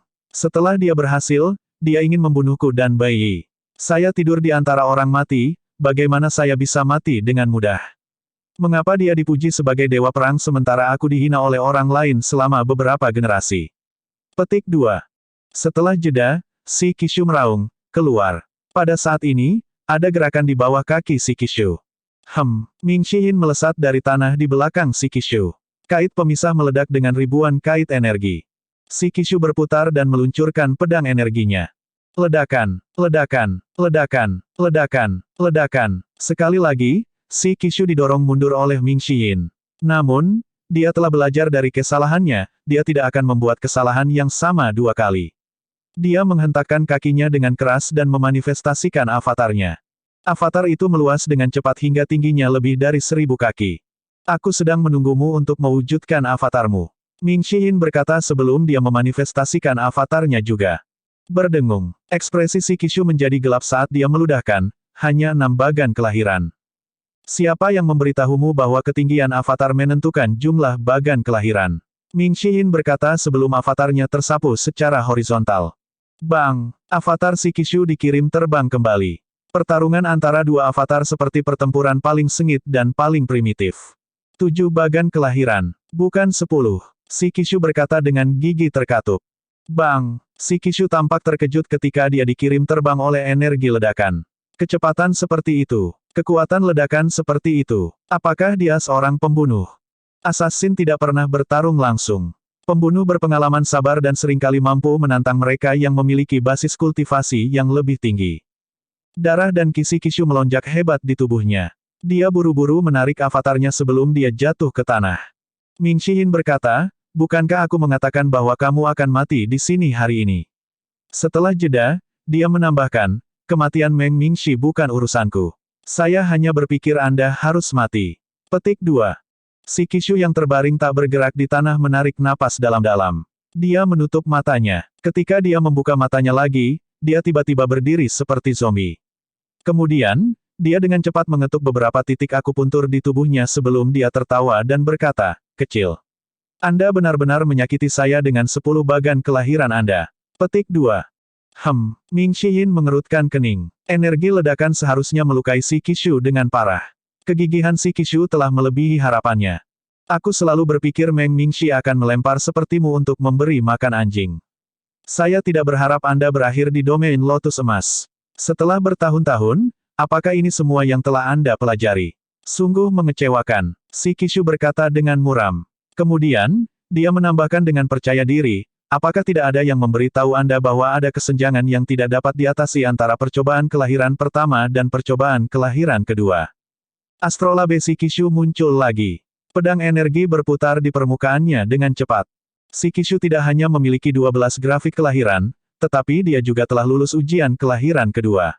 Ini berarti bahwa tidak peduli seberapa kuat seseorang, jika seseorang belum lulus ujian kelahiran kedua, akan sangat sulit untuk membunuh seseorang yang telah lulus ujian kelahiran kedua. Si Kishu mengeluarkan kemampuan percobaan kelahiran keduanya saat ini. Astaga, astaga, astaga, astaga, astaga, pedang energi di Astrolabe ditembakkan. Kekuatan destruktif dari pedang energi menghancurkan Bluewood di sekitarnya seperti pisau panas menembus mentega. Sepertinya tidak ada yang bisa menghentikan mereka. Pada saat yang sama, saat pedang energi ditembakkan, Astrolabe melepaskan kekuatan penuh dari bagan kelahiran. Ming Shiyin terkejut. Dia mundur di udara, menghindari pedang energi dan kekuatan grafik kelahiran. Pada saat ini, tidak mungkin lagi baginya untuk melarikan diri ke tanah. Itu hanya akan mengurungnya, membuatnya tidak lebih baik dari seekor domba yang menunggu untuk disembelih. Yang dia bisa sekarang hanyalah memperlebar jarak dan menjauh dari area di mana pedang energi paling kuat. Dia berusaha sekuat tenaga untuk menghindari serangan, berkedip bola balik, mencoba mencari jalan keluar. Perbedaan antara melewati satu ujian kelahiran dan melewati 2 ujian kelahiran terlalu besar. Pada saat ini, salah satu pedang energi yang dipenuhi dengan kekuatan penuh si Kishu tiba di depan Ming Shiyin. Mata Ming Shiyin melebar. Ini sudah berakhir. Tidak ada cara bagi Ming Shiyin untuk menghindari ini. Berdengung, Ming Shiyin memanifestasikan Astrolabe-nya. Ketika pedang energi mendarat di Astrolabe, Astrolabe segera menyerah. Bang! Astrolabe hanya berhasil bertahan sesaat sebelum pecah. Dengan itu, Ming Shiyin merasakan kekuatan luar biasa mendarat di dadanya. Dia memuntahkan darah dan segera jatuh ke tanah. Ketika pedang energi menghilang, si Kishu melambaikan tangan kanannya, dan pedang merah jatuh ke tangannya lagi. Ketika Astrolabe Ming Shiyin yang rusak menghilang, dia berseru dengan terkejut, Astrolabe itu pecah, tetapi Anda tidak kehilangan bagan kelahiran Anda. Kecil Asteris Earth, sepertinya aku meremehkanmu. Namun demikian, itu tidak akan mengubah hasilnya. Si Kishu terus maju saat angin malam bertiup dan bulan bersinar. Itu adalah malam yang cocok untuk membunuh. Dia maju dan menatap Ming Shiyin seperti serigala kelaparan yang mengincar mangsanya yang tergeletak di tanah, tidak bisa bergerak. Sikapnya yang arogan adalah seorang pemenang. Dia berhenti 30 meter dari Ming Shiyin dan mengangkat kepalanya. Diterangi oleh cahaya bulan, dia melihat seseorang mengenakan jubah hijau. Dia memegang pedang panjang di tangan kanannya dengan ujung mengarah ke bawah. Darah, yang tampak bersinar aneh, mengalir ke bawah pedang, menetes ke tanah. Pada saat ini, pendekar pedang berpakaian hijau berkata, sebaiknya kau meletakkan pedang di tanganmu. Dengan cara ini, kau tidak akan merasakan sakit saat pedangku menembus kepalamu. Bab 1307, Pedang Pamungkas. Penerjemah, Editor Terjemahan Endless Fantasy, Terjemahan Endless Fantasy. Ketika si Kishu melihat darah di pedang panjang umur, kelopak matanya berkedut. Dia berkata dengan suara yang dalam, jadi, kamu membawa bantuan. Si Kishu bertepuk tangan. Suara itu bergema keras di malam yang sunyi. Dia menyadari sekarang bahwa darah di pedang itu milik bala bantuan yang dia minta sebelumnya. Matanya melonjak dengan niat membunuh ketika dia bertanya, kamu membunuh mereka. Jika bukan karena keadaan ini, aku bahkan tidak akan melihatnya. Mereka seharusnya merasa terhormat untuk mati di bawah pedangku, kata Yu Sangrong, setenang biasanya. Si Qixu melirik Ming Xiyin yang terbaring di tanah sebelum dia berkata, kamu melebih-lebihkan dirimu sendiri. Kemudian, si Qixu menghentakkan kakinya dan terbang keluar seperti anak panah. Dia memegang pedangnya dengan kedua tangan, dan pedang energi yang sangat besar ditembakkan secara horizontal. Seluruh tubuhnya bersinar dengan lampu hijau. Yu Sangrong menggelengkan kepalanya sedikit. Betapa keras kepala. Tepat ketika si Qixu tiba di depan Yu Sangrong, dia mengacungkan pedangnya. Dia tampak menjadi tidak berwujud saat dia bergerak. Si Qixu menyerang 1, 2, 3, 4 kali, tetapi serangannya melewati Yu Sangrong. Dia tidak menyebabkan kerusakan sama sekali. Dia bingung. Dia dengan cepat berputar dan mengacungkan pedangnya lagi, melepaskan 10.000 pedang energi. Bang, bang, bang, bang, bang. Yu Sangrong secara akurat menangkis pedang energi. Dia mendorong, menusuk, mengangkat, menyerang, dan memblokir, dengan sempurna menampilkan gerakan pedang dasar. Dia begitu cepat sehingga tampak seolah-olah mereka adalah beberapa orang yang mengacungkan pedang pada saat yang bersamaan. Serangan seperti badai mengejutkan si Qixu. Teknik pedangnya tidak kalah dengan Bai Yi. Yu Sangrong menekan si Qixu kembali. Teknik pedang yang ganas membuatnya tidak memiliki ruang bernapas. Dia merasa seolah-olah Yu Sangrong telah memblokir semua jalannya untuk mundur. Sementara itu, ekspresi Yu Sangrong seperti biasa. Dia tampaknya tidak berjuang sama sekali. Si Qixu tidak menyerah. Dia menolak untuk percaya bahwa dia akan dikalahkan oleh orang di depannya. Dia mengaktifkan energi pelindungnya, dan ketika dia bisa, dia akan menggunakan pedang energinya untuk memblokir serangan juga. Jika serangan Yu Sangrong seperti angin kencang sebelumnya, sekarang seperti tsunami. Teknik si Qixu awalnya kasar. Bagaimana dia bisa menghadapi jalur pedang yang begitu indah dan ekstrim? Ketika dia tidak bisa lagi bertahan, dia meraung, cukup. Ledakan. Sebuah cincin cahaya muncul di sekitar si Qixu segera. Yu Sangrong melompat ke udara dan membalik beberapa kali sebelum dia bergegas keluar lagi. Si Qixu merasakan hawa dingin menjalari tulang punggungnya. Lawan macam apa ini? Apakah gaya bertarungnya begitu mengerikan? Kamu ingin menghabiskan energi vitalitasku. Si Qixu menyatukan kedua telapak tangannya. Pedang di tangannya terbang keluar dan berputar di sekelilingnya. Semuanya tidak ada artinya di hadapan kekuatan absolut. Si Qixu ingin mengakhiri ini dengan cepat sehingga dia memanifestasikan avatarnya lagi. Kali ini, dia mengeluarkan kemampuan percobaan kelahiran pertamanya. Avatar hijau meluas dengan cepat. Pada saat yang sama, teratai hijau berputar dan bertambah besar ukurannya juga. Teratai adalah pertahanan terkuat seorang kultivator. Jika digunakan dengan benar, kekuatan ofensifnya akan sama kuatnya. Ketika teratai hijau mengembang hingga hampir mencapai Yu Sangrong, dia melompat ke kursi teratai si Qixu. Setelah melihat ini, si Qixu tertawa keras. Aku menunggumu melakukan ini. Cara ini sudah dicoba dan diuji. Setiap kali si Qixu menggunakan kemampuan percobaan kelahiran pertamanya, lawannya secara naluriah akan melompat ke kursi lotusnya. Sekarang Yu Sangrong telah melakukan seperti yang dia harapkan, dia melemparkan pedang merahnya. Saat pedang merah berputar di sekitar lotus, Yu Sangrong memperhatikan bahwa 12 bagan kelahiran menyala secara berurutan. Dia sedikit terkejut. Sepertinya tidak hanya astrolab yang dapat melepaskan kekuatan bagan kelahiran, tetapi kursi teratai juga mampu melepaskan kekuatan bagan kelahiran. Namun, setelah memikirkannya, dia pikir ini memang seharusnya. Bagaimanapun, bagan kelahiran di astrolab dan istana kelahiran adalah sama. Seperti yang diharapkan Yu Sangrong, pilar cahaya melesat ke langit dari kursi teratai. Dia melemparkan pedangnya keluar dan menghindari pilar cahaya, meliuk masuk dan keluar dari celah di antara pilar. Namun, tidak seperti Ming Xiyin, dia tidak hanya menghindar. Pedang panjang umur itu seperti seekor naga yang sedang berenang saat melintas di antara pilar cahaya sebelum tiba di depan si Qixu. Bang, bang, bang, bang, bang. Pedang panjang umur terus menyerang si Qixu.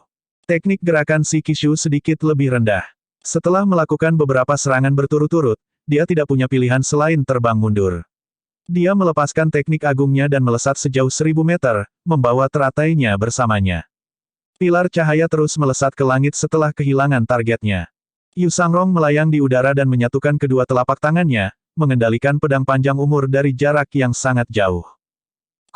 Pedang panjang umur mengikuti di belakang si Qixu. Setelah melihat ini, ekspresi si Qixu berubah muram. Teknik pengendalian pedang. Meskipun teknik bayi brilian, itu masih kurang dari orang di depannya. Shikishu tidak punya pilihan selain bertarung. Dia menarik pedangnya dan menebas dengan liar. Pedang panjang umur begitu cepat sehingga sepertinya ada di mana-mana pada waktu yang sama. Ketika Shikishu hampir kalah lagi, dia tiba-tiba menusuk jarinya dan mengeluarkan darah. Kemudian, dia mengoleskannya pada pedangnya. Pedang itu bersinar lebih merah dari sebelumnya saat pedang energi yang sangat besar ditembakkan. Yu Sangrong menarik pedang panjang umur, menghindari pedang energi. Setelah melihat ini, Shikishu berkata, sudah terlambat. Pada titik tertentu, Shikishu telah muncul di bawah kaki Yu Sangrong. Pada saat yang sama, avatar hijaunya, yang tingginya lebih dari 1000 kaki, bangkit dari tanah. Setelah itu, dia terbang ke avatar dan melayang di dekat jantungnya. Dia memegang pedang dengan kedua tangan dan terbang bersama dengan avatarnya yang mendorong kedua tangannya keluar. Yu Sangrong sedikit terkejut. Kamu lebih kuat dari yang aku kira. Yu Sangrong memegang pedang panjang umur di depannya saat pedang itu melepaskan pedang energi yang tak terhitung jumlahnya yang membentuk dinding di depannya.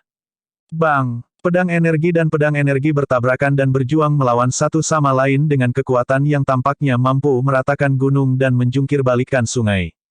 Keduanya memiliki hati kehidupan yang berhubungan dengan terbang, pertahanan, dan kekuatan sehingga untuk sementara waktu sulit untuk mengatakan siapa yang lebih kuat.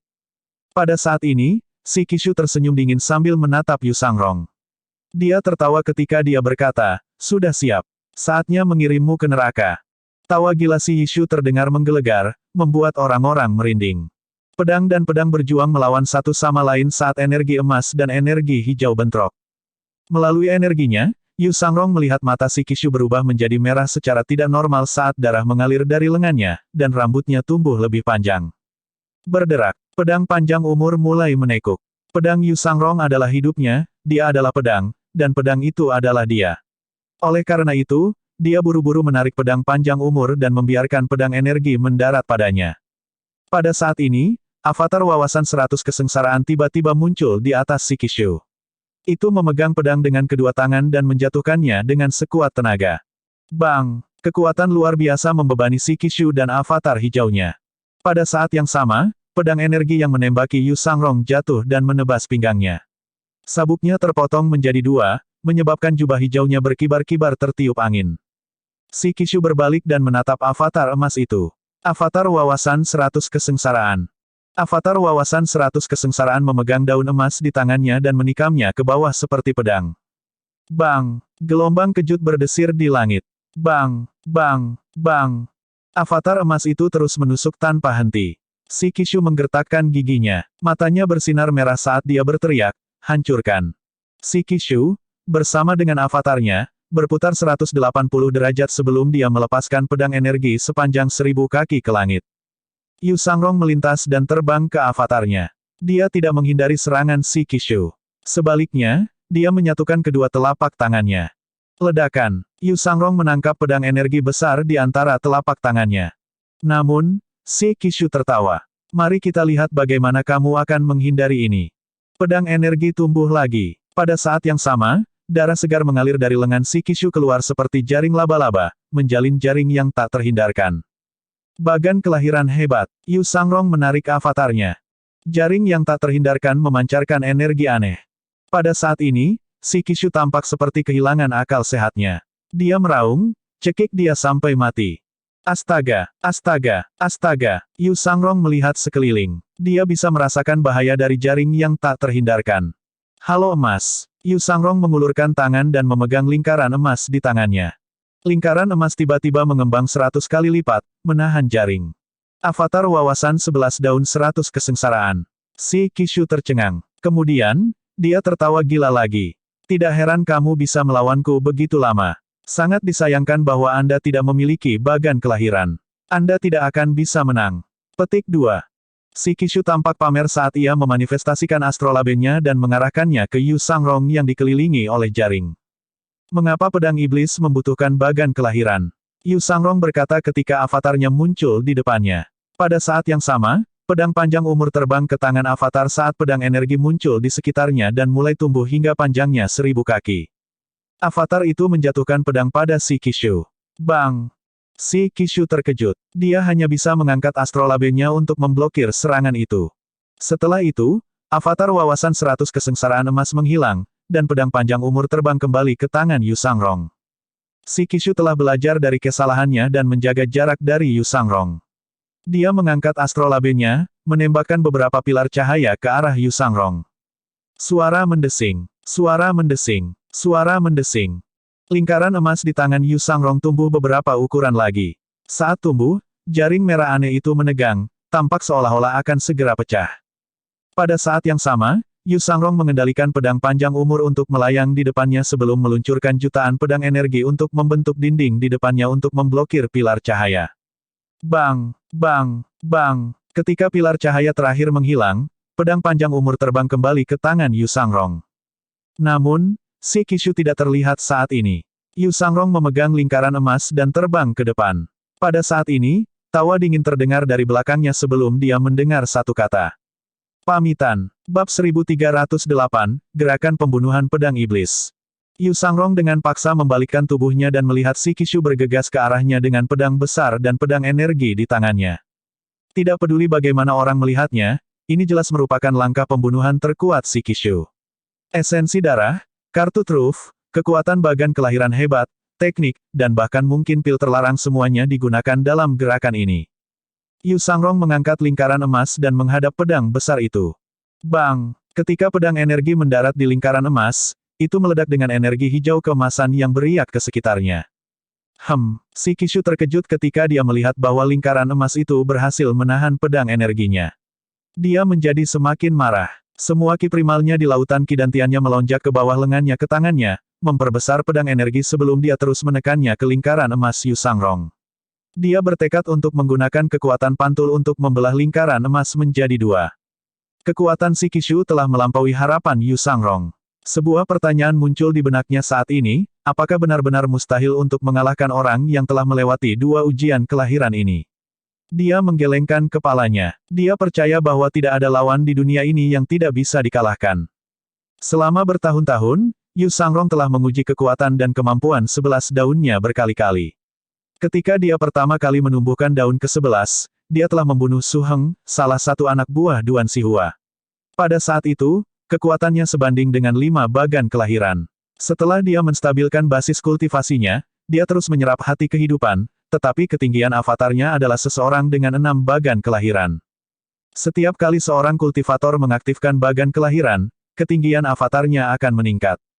Untungnya, Yu Sangrong tidak terlalu terobsesi dengan perubahan ini. Selama kekuatannya meningkat, dia pikir avatar wawasan 100 kesengsaraannya cukup bagus. Dia terus menyerap kehidupan hati. Sampai sekarang, dia telah menyerap hampir 15 hati kehidupan, termasuk kemampuan mereka. Dengan itu, kultivasinya telah meningkat pesat. Selain itu, setelah melakukan perjalanan ke tanah tidak dikenal, dengan bantuan pilar ketidakkekalan, itu terus meningkat dengan pesat. Pada saat ini, Yu Sangrong merasakan aura mengancam dari pedang energi yang menekannya. Dia bergumam sambil menurunkan ketinggiannya, ada perasaan itu lagi. Setelah mendengar kata-kata ini, si Kishu mencibir. Apakah itu perasaan sekarat? Apakah rasanya enak? Tidak. Yu Sangrong mengangkat kepalanya untuk melihat ke langit. Si Kishu mengerutkan kening. Yu Sangrong tersenyum sedikit sebelum dia mendorong lingkaran emas keluar. Avatar, berdengung. Avatar wawasan 100 kesengsaraan setinggi 650 kaki muncul dan dengan cepat bertambah tinggi. 700 kaki, 800 kaki, 900 kaki. Retakan, suara renyah terdengar dari lingkaran emas saat ini. Dengan itu, daun emas ke-12 tumbuh dari lingkaran emas. Bang, jaring merah pecah, dan pedang energi hijau dipantulkan kembali. Lingkaran emas Yu Sangrong meledak dengan energi yang membuat si Kishu terbang ke cakrawala. Pada saat ini ketika pedang iblis menumbuhkan daun ke-12, dia merasa seolah-olah lautan kidantiannya telah terlepas dari beberapa belenggu. 8 meridian luar biasa, energi, esensi, dan semangatnya diberi energi hanya dalam sekejap. Seolah-olah kekuatan penekan, yang seperti kaca keras yang tak tertandingi, yang telah menahannya akhirnya hancur setelah dia terus-menerus memukulnya. Tiba-tiba, dia merasa bahwa si Kishu menjadi lebih lemah. Yu Sangrong mendorong lingkaran emas keluar lagi. Ke-12 daun itu berputar pada saat yang bersamaan. Bang, bang, bang, bang, bang, Daun emas mengenai pedang energi, menghancurkannya sebelum mereka pindah ke pedang merah. Mereka mematahkan pedang merah dengan mudah seolah-olah itu adalah ranting. Setelah itu, lingkaran cahaya emas mendarat di dada Shikishu. Mata Shikishu melebar saat dia berteriak dengan suara gemetar, T12 daun. Pedang panjang umur, seru Yu Sangrong dengan tenang. Pedang panjang umur terbang ke tangannya. Dengan itu, dia memulai babak baru demonstrasi jalur pedangnya. Kiri, kanan, atas, bawah, depan, dan belakang. Sepertinya Yu Sangrong ada di mana-mana pada saat yang bersamaan. Lebih dari 10 sosok melintas, beberapa memegang daun emas dan beberapa memegang pedang panjang umur. Mereka semua menyerang Shikishu secara bersamaan. Sebelum avatar hijau bisa bergerak, avatar wawasan 100 kesengsaraan sudah muncul di atas avatar hijau. Kemudian, ia menghentakkan kakinya dengan keras pada avatar hijau itu. Bang! Avatar hijau bergetar hebat bersama dengan langit dan bumi saat awan bergulung. Yu Sangrong melepaskan jalur pedangnya yang tak terkalahkan dan menindas. Di bawah serangannya, energi pelindung Shikishu hanya bertahan beberapa napas sebelum dihancurkan oleh pedang energinya. Dengan itu, pedang energi yang tersisa mendarat satu demi satu di tubuh Shikishu. Avatar hijau tiba-tiba menghilang, menunjukkan Shikishu telah kehilangan bagan kelahiran. Kemarahan dan kebencian telah sepenuhnya mengambil alih Shikishu saat ini. Dia berkata dengan tegas, jangan pernah berpikir untuk pergi. Ledakan. Ledakan bagan kelahiran hebat seperti kembang api yang mekar di langit malam. Shikishu tertawa. Meskipun dia yakin bahwa dia telah berhasil, tawanya mengandung sedikit keputusasaan. Namun, ketika ledakan mereda, dia tercengang. Shikishu melihat avatar wawasan 100 kesengsaraan berlutut dengan punggung menghadap ke arahnya dan tangannya memegang Yu Sangrong. Lingkaran emas dengan 12 daun berputar di punggung avatar. Yang terpenting, avatarnya bermandikan api. Ketika Yu Sangrong menumbuhkan daunnya yang ke-12, dia juga telah membangkitkan api karma. Senyum bisa terlihat di wajah Yu Sangrong saat ini. Dia mengangkat pedang panjang umurnya, dan avatar itu berangsur-angsur menghilang. Kemudian, dia berbalik menghadap Shikishu dan berkata dengan acuh tak acuh, mati, Shikishu. Dengan itu, pedang energi yang tak terhitung jumlahnya ditembakkan dari pedang panjang umur yang tampak seperti naga panjang dan menembus dada Shikishu. Pada saat ini, Shikishu akhirnya mengungkapkan ekspresi ketakutan di wajahnya saat dia jatuh.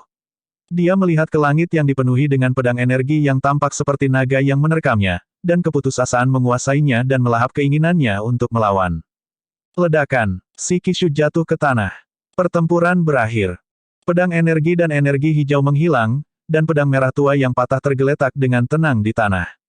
Mata Shikishu melebar saat dia melihat Yu Sangrong yang melayang di udara. Sepertinya dia mencoba berbicara, tetapi hanya suara darah yang berdegup di tenggorokannya yang bisa terdengar. Setelah beberapa saat, dia menyeringai seperti orang gila saat dia akhirnya berhasil berkata, Kaisar, dari Qin besar, tidak akan melepaskanmu. Untuk ini. Pada saat ini, sesosok menerkam Shikishu seperti serigala gila. Cahaya dingin berkilauan di tangannya saat dia berulang kali menikam tubuh Shikishu. Baru setelah tubuh Shikishu menjadi berantakan, dia melambat. Pada titik ini, dia telah kehilangan hitungan berapa kali dia menikam Shikishu. Pada saat yang sama, dia mengutuk, kau Asteris Earth. Anda Asteris Earth. Semua anggota keluargamu. Petik 2. Pada saat ini, sebuah suara terdengar dari atas. Keempat tua, itu sudah cukup. Ming Shiyin tidak berhenti. Dia tidak peduli tentang darah atau luka-lukanya. Dia terus menusuk dengan kait pemisahnya. Yu Sangrong berkata lagi, cukup. Gelombang suaranya lembut dan cukup untuk mendorong Ming Shiyin kembali. Ming Shiyin duduk kembali dan melihat kail pemisah yang berdarah. Cahaya bulan menyinari buku itu, membiaskan cahaya di wajahnya. Dia menatap Shikishu. Kepala Shikishu dimiringkan ke samping dan menatap ke belakang ke arah Ming Shiyin tanpa kehidupan. Senyum masih terlihat di wajahnya. Dia sudah tidak bernafas. Bab 1309, biarkan saya melihat seberapa banyak Anda telah meningkat. Penerjemah, editor terjemahan Endless Fantasy, terjemahan Endless Fantasy. Ming Shiyin tidak memiliki keberanian dan kecerobohan Duan Museng sehingga dia tampak lemah dan pemalu dalam banyak pertempuran. Namun, ini tidak berarti dia benar-benar takut pada musuh. Namun demikian, dia sedikit takut ketika dia melihat apa yang telah dia lakukan pada Shikishu. Di bawah sinar bulan, mayat Shikishu tampak lebih mengerikan. Ming Shiyin tidak tahu bagaimana perasaannya saat ini. Dia telah membunuh banyak orang, dari pejabat tinggi hingga pedagang kaki lima di pinggir jalan. Namun, tidak satupun dari mereka membuatnya merasa gugup seperti yang dilakukan Shikishu. Itu bukan karena Shikishu kuat juga bukan karena dia takut pada Shikishu. Itu karena perasaan yang tidak dapat dijelaskan yang merupakan campuran dari kemarahan, kebencian, kesedihan, dan kegembiraan. Setelah duduk lama dalam keadaan linglung, Ming Shiyin akhirnya sadar kembali. Dia menarik napas dalam-dalam dan menyeka darah dari wajahnya saat dia mengutuk, sungguh pria yang kotor. Semburan energi emas muncul di sekitar Ming Shiyin dan meresap ke dalam pori-porinya sebelum mengalir melalui 8 meridian luar biasa ke dalam lautan kidantiannya. Energi emas menguapkan darah di tubuhnya, tetapi tidak ada yang bisa dia lakukan untuk pakaiannya yang bernoda. Kemudian, dia menggunakan lengan bajunya untuk membersihkan kait pemisahnya berulang kali. Pada saat ini, Yu Sangrong bertanya, apakah Anda memiliki sesuatu untuk dikatakan? Ming Shiyin menggaruk kepalanya. Saya kehilangan ketenangan saya sebelumnya. Untungnya, kakak senior kedua muncul tepat waktu. Kalau tidak, saya sudah selesai. Petik 2. Yu Sangrong mengerutkan kening pada Ming Shiyin yang menganggap enteng situasi. Namun, dia bukan orang yang memaksa orang lain untuk melakukan hal-hal yang tidak mereka sukai, ini terutama benar dalam kaitannya dengan rekan-rekan muridnya. Dia adalah pedang iblis yang dihormati semua orang, seorang pria yang memperlakukan orang lain dengan sopan. Petik 2, Ming Shiyin menghela nafas sebelum dia berkata dengan canggung, aku sebenarnya dari wilayah Lotus Hijau. Yu Sangrong mengangguk dan mendarat di sebelah Ming Shiyin. Dia mengangkat kepalanya untuk melihat bulan yang cerah dan indah yang tergantung di langit malam. Kakak senior kedua, kamu tidak terkejut. Aku juga curiga, jawab Yu Sangrong, setenang biasanya. Ada mayat tergeletak di sebelah kami saat kami berbicara dan mengagumi cahaya bulan. Ini cukup menyeramkan. Biarkan saya yang menanganinya, kata Ming Shiyin sebelum dia menggunakan segel energi untuk mengubur mayat itu. Di bawah bulan purnama, di pinggiran kota, Ming Shiyin menghela nafas. Aku punya saudara laki-laki. Dia tidak bersalah, bodohnya begitu. Dia tidak bisa berbicara. Setiap kali dia ingin berkomunikasi dengan orang lain, dia akan memberi isyarat dengan tangan dan kakinya. Dia tidak bisa mendengar, tapi dia suka mendengarkan orang lain seolah-olah dia bisa mendengar mereka. Tuli bisu. Yu Sangrong bertanya. Iya, bisu tuli, Ming Shiyin mengangguk. Dia tidak ingin menggunakan kata ini untuk menggambarkan saudaranya. Mungkin, surga merasa bahwa dunia terlalu kotor sehingga mereka menghilangkan suara-suara dari hidupnya. Ming Shiyin, yang sedang duduk di tanah, mengepalkan segenggam rumput, membuatnya menjadi debu saat dia berkata, dia seperti selembar kertas putih, tidak ternoda. Dia suka tertawa. Bahkan jika kamu memukul, dia akan tersenyum padamu. Yu Sangrong bingung. Apakah dia tidak waras? Ming Shiyin menggelengkan kepalanya. Tidak, dia menderita pemukulan untukku, mencuri makanan untukku makan, dan melakukan segala macam pekerjaan kotor untukku. Dia hanya naif. Dia orang yang benar, kata Yu Sangrong dengan senyum tipis sebelum dia bertanya, di mana dia sekarang? Mati, kata Ming Shiyin tanpa kesulitan. Itu semudah menghancurkan serangga di tangannya, meninggalkan residu di belakang yang membuatnya kesal. Dia menambahkan, dia dipukuli sampai mati oleh Shikishu. Saat itu, dia baru berusia 8 tahun, setahun lebih muda dariku. Tidak ada yang peduli. Yu Sangrong mengerutkan kening. Bagaimana mungkin Meng Mingxi, orang yang paling pengecut di Great Qin, berani peduli? Ming Shiyin mengutuk, sampah akan selalu menjadi sampah. Tidak mungkin dia berubah hanya karena dia beruntung dan dikenal sebagai dewa perang. Ketika Yu Sangrong melihat bahwa emosi saudara keempat juniornya terkendali, dia bertanya dengan senyum tipis, siapa dia bagimu? Ming Shiyin menjawab, seorang musuh. Yu Sangrong tidak mengatakan apa-apa sebagai tanggapan. Dia hanya berdiri di sebelah Ming Shiyin sambil memegang pedang panjang umur dan melihat ke kejauhan.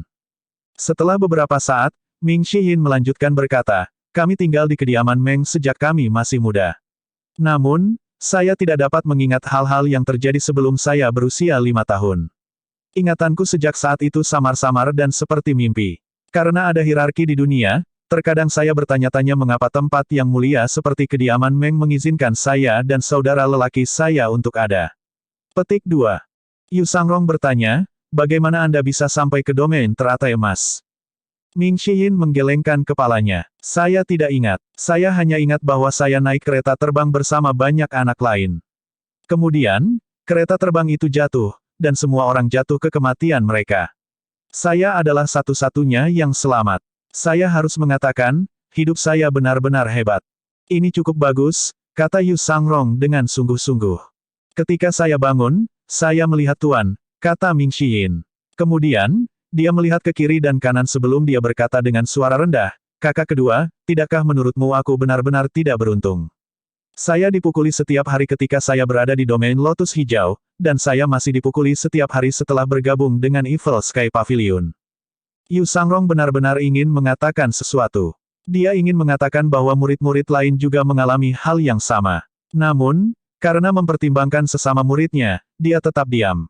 Akhirnya masuk akal bagi Yu Sangrong sekarang mengapa Ming Xiyin tampak begitu menentang wilayah Lotus Hijau dan begitu memusuhi Zhao Yu. Lagi pula, masa lalu terlalu tak tertahankan. Ini sudah larut. Ayo kembali, kata Yu Sangrong sambil dengan lembut mengetuk tanah dan terbang ke udara. Ming Xiyi bangkit dan menepuk-nepuk debu di jubahnya. Dia membungkuk pada Yu Sangrong sekali sebelum dia terbang mengejar Yu Sangrong. Pada saat ini, Lu Zhou memotong kekuatan penglihatannya. Faktanya, sejak dia memperoleh aliran poin prestasi yang stabil, dia telah mengamati murid-muridnya secara singkat sebelum dia akhirnya mengunci Ming Xiyin dan Yu Sangrong. Kediaman Meng, Lu Zhou bergumam pada dirinya sendiri. Dia memeras otaknya untuk melihat apakah dia tahu sesuatu tentang itu. Namun, setelah beberapa saat, dia masih tidak menemukan apapun. Lu Zhou sangat bingung. Apakah kebetulan Ji Tiandao menerima orang-orang ini sebagai muridnya? Bulan cerah bersinar di atas laut, dari jauh, kita berbagi momen ini bersama. Lu Zhou menghela nafas pelan, menutup matanya, dan terus berkultivasi.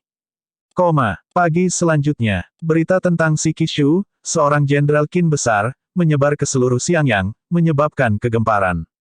Beberapa pejabat, termasuk ahli pedang Bai Yi, yang memiliki hubungan dekat dengan Si Qishu buru-buru berkumpul. Di aula tempat tinggal yang tidak diketahui, suasana menjadi suram. Lebih dari selusin orang cakap Jenderal Si dibunuh oleh seorang ahli pedang. Semuanya terbunuh hanya dengan satu serangan. Bagan kelahiran diambil sekaligus. Jika saya tidak minum dengan Jenderal Bai tadi malam, saya akan mencurigainya. Seorang pria dengan janggut dan sanggul di kepalanya yang mengenakan jubah Taois putih sederhana, memegang pedang di satu tangan, bertanya, pakar pedang. Mayat Si Qishu telah ditemukan. Lukanya sangat aneh. Ada luka yang disebabkan oleh kail dan pedang. Apalagi berdasarkan kondisi mayatnya, pelakunya sangat kejam dan kejam. Ekspresi semua orang muram. Artinya pelakunya lebih dari satu. Terlebih lagi, basis kultivasi pelakunya sangat tinggi. Karena mereka berani menyerang Jenderal Si di dekat ibu kota, mereka harus kuat. Namun, apa tujuan mereka? Pada saat ini, seorang pejabat yang lebih tua berkata, saya mendengar bahwa kediaman Meng ditutupi oleh pohon dan tanaman merambat dalam semalam. Mereka subur dan hijau juga. Mungkinkah Meng Mingxi kembali untuk membalas dendam? Begitu kata-kata ini jatuh, semua orang saling bertukar pandang. Mereka merasakan hawa dingin menjalar di punggung mereka, dan rambut mereka berdiri. Tidak ada hantu di dunia ini.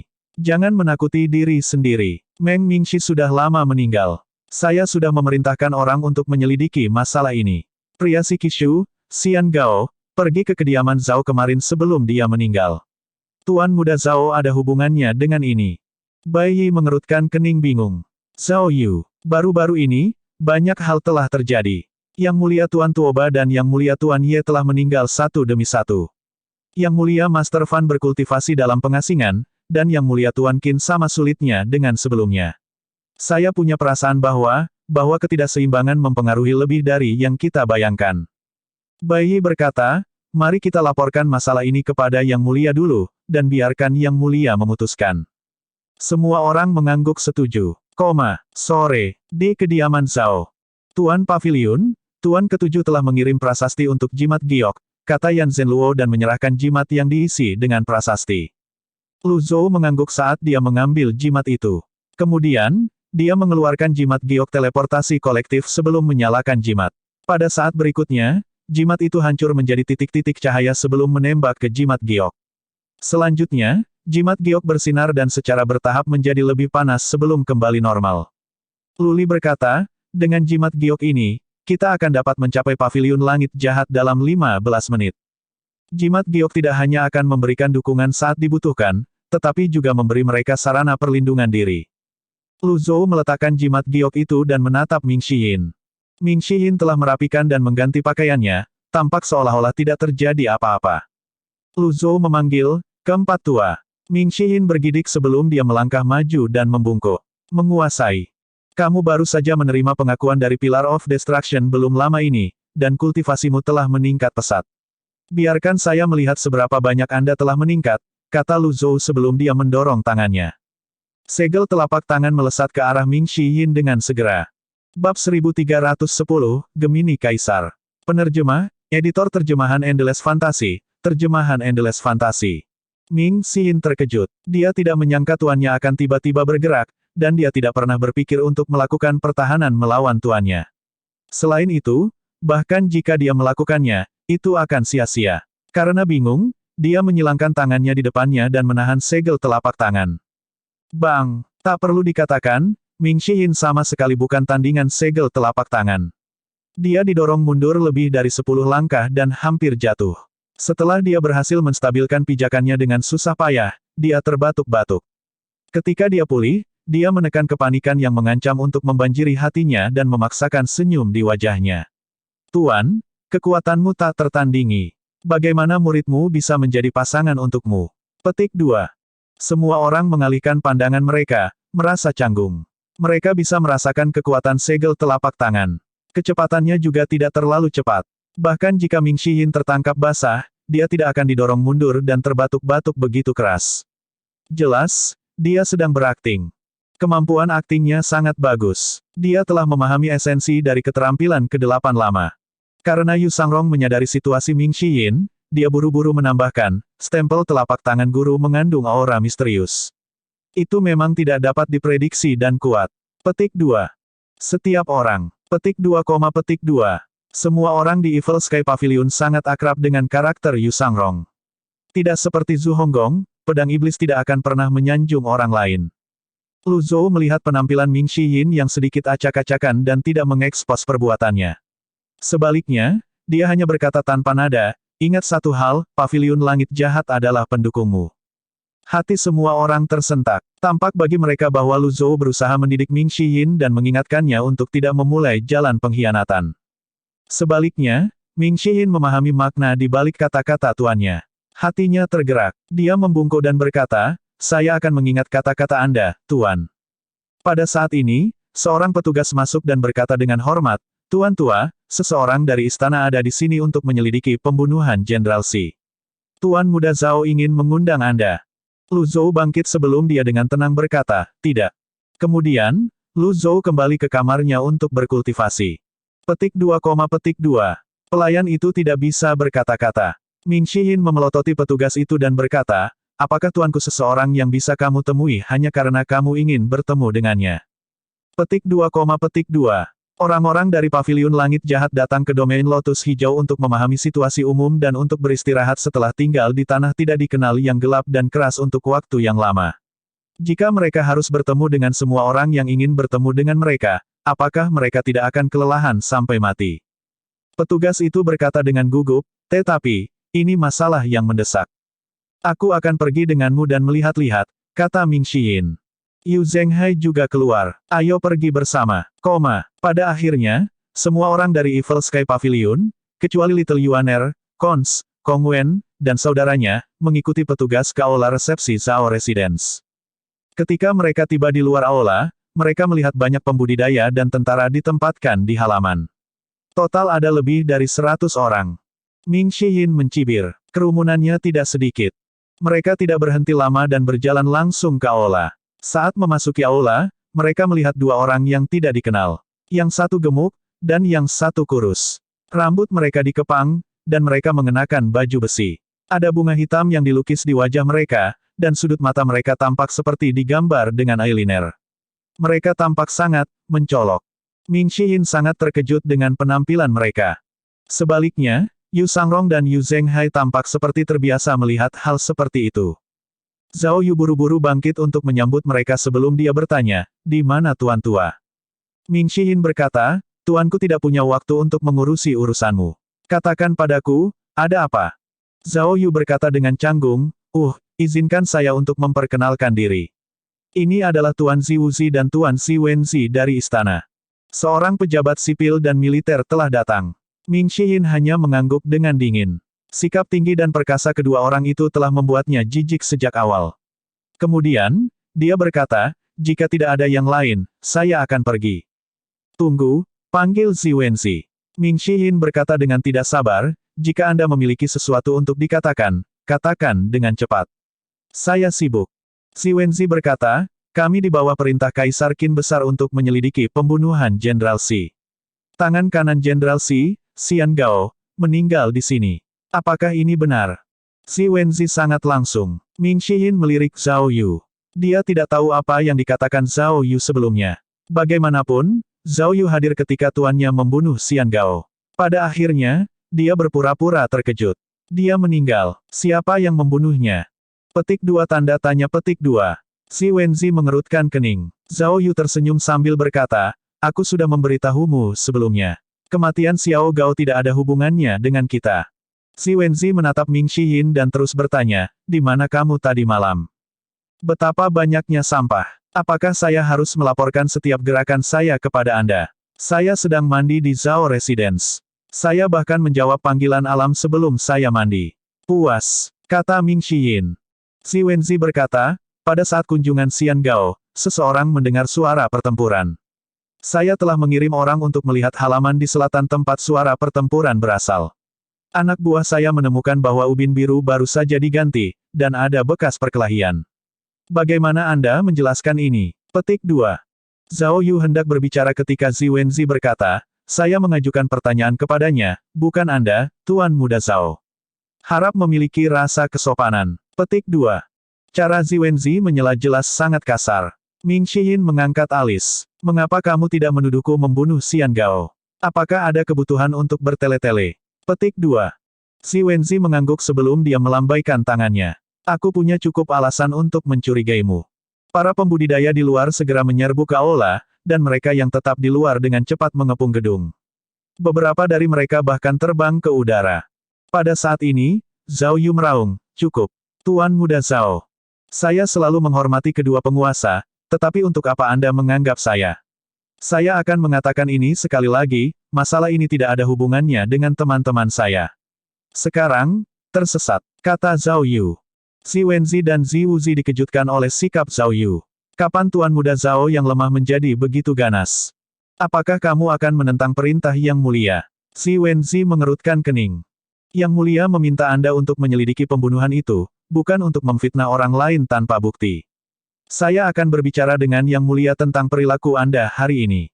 Zhao Yu berkata dengan marah. Si Wenzi dan Zi Wuzi berdiri dan membungkuk pada Zhao Yu. Si Wenzi berkata, Tuan Muda Zhao, tolong jangan marah. Kami mengaku bersikap kasar hari ini. Kami akan pergi dulu. Pamitan. Setelah itu, Si Wenzi melambaikan tangannya dan membawa semua orang pergi. Dia telah bertindak sangat lugas. Keheningan kembali ke aula. Ming Shiyin memutar matanya dan berkata, sepertinya siapapun bisa menginjak-injakmu dan memamerkan kekuatan mereka. Wajah Zhao Yu memerah sebelum dia menghela nafas. Keduanya tidak sederhana. Mereka adalah tangan kanan Kaisar Qin besar.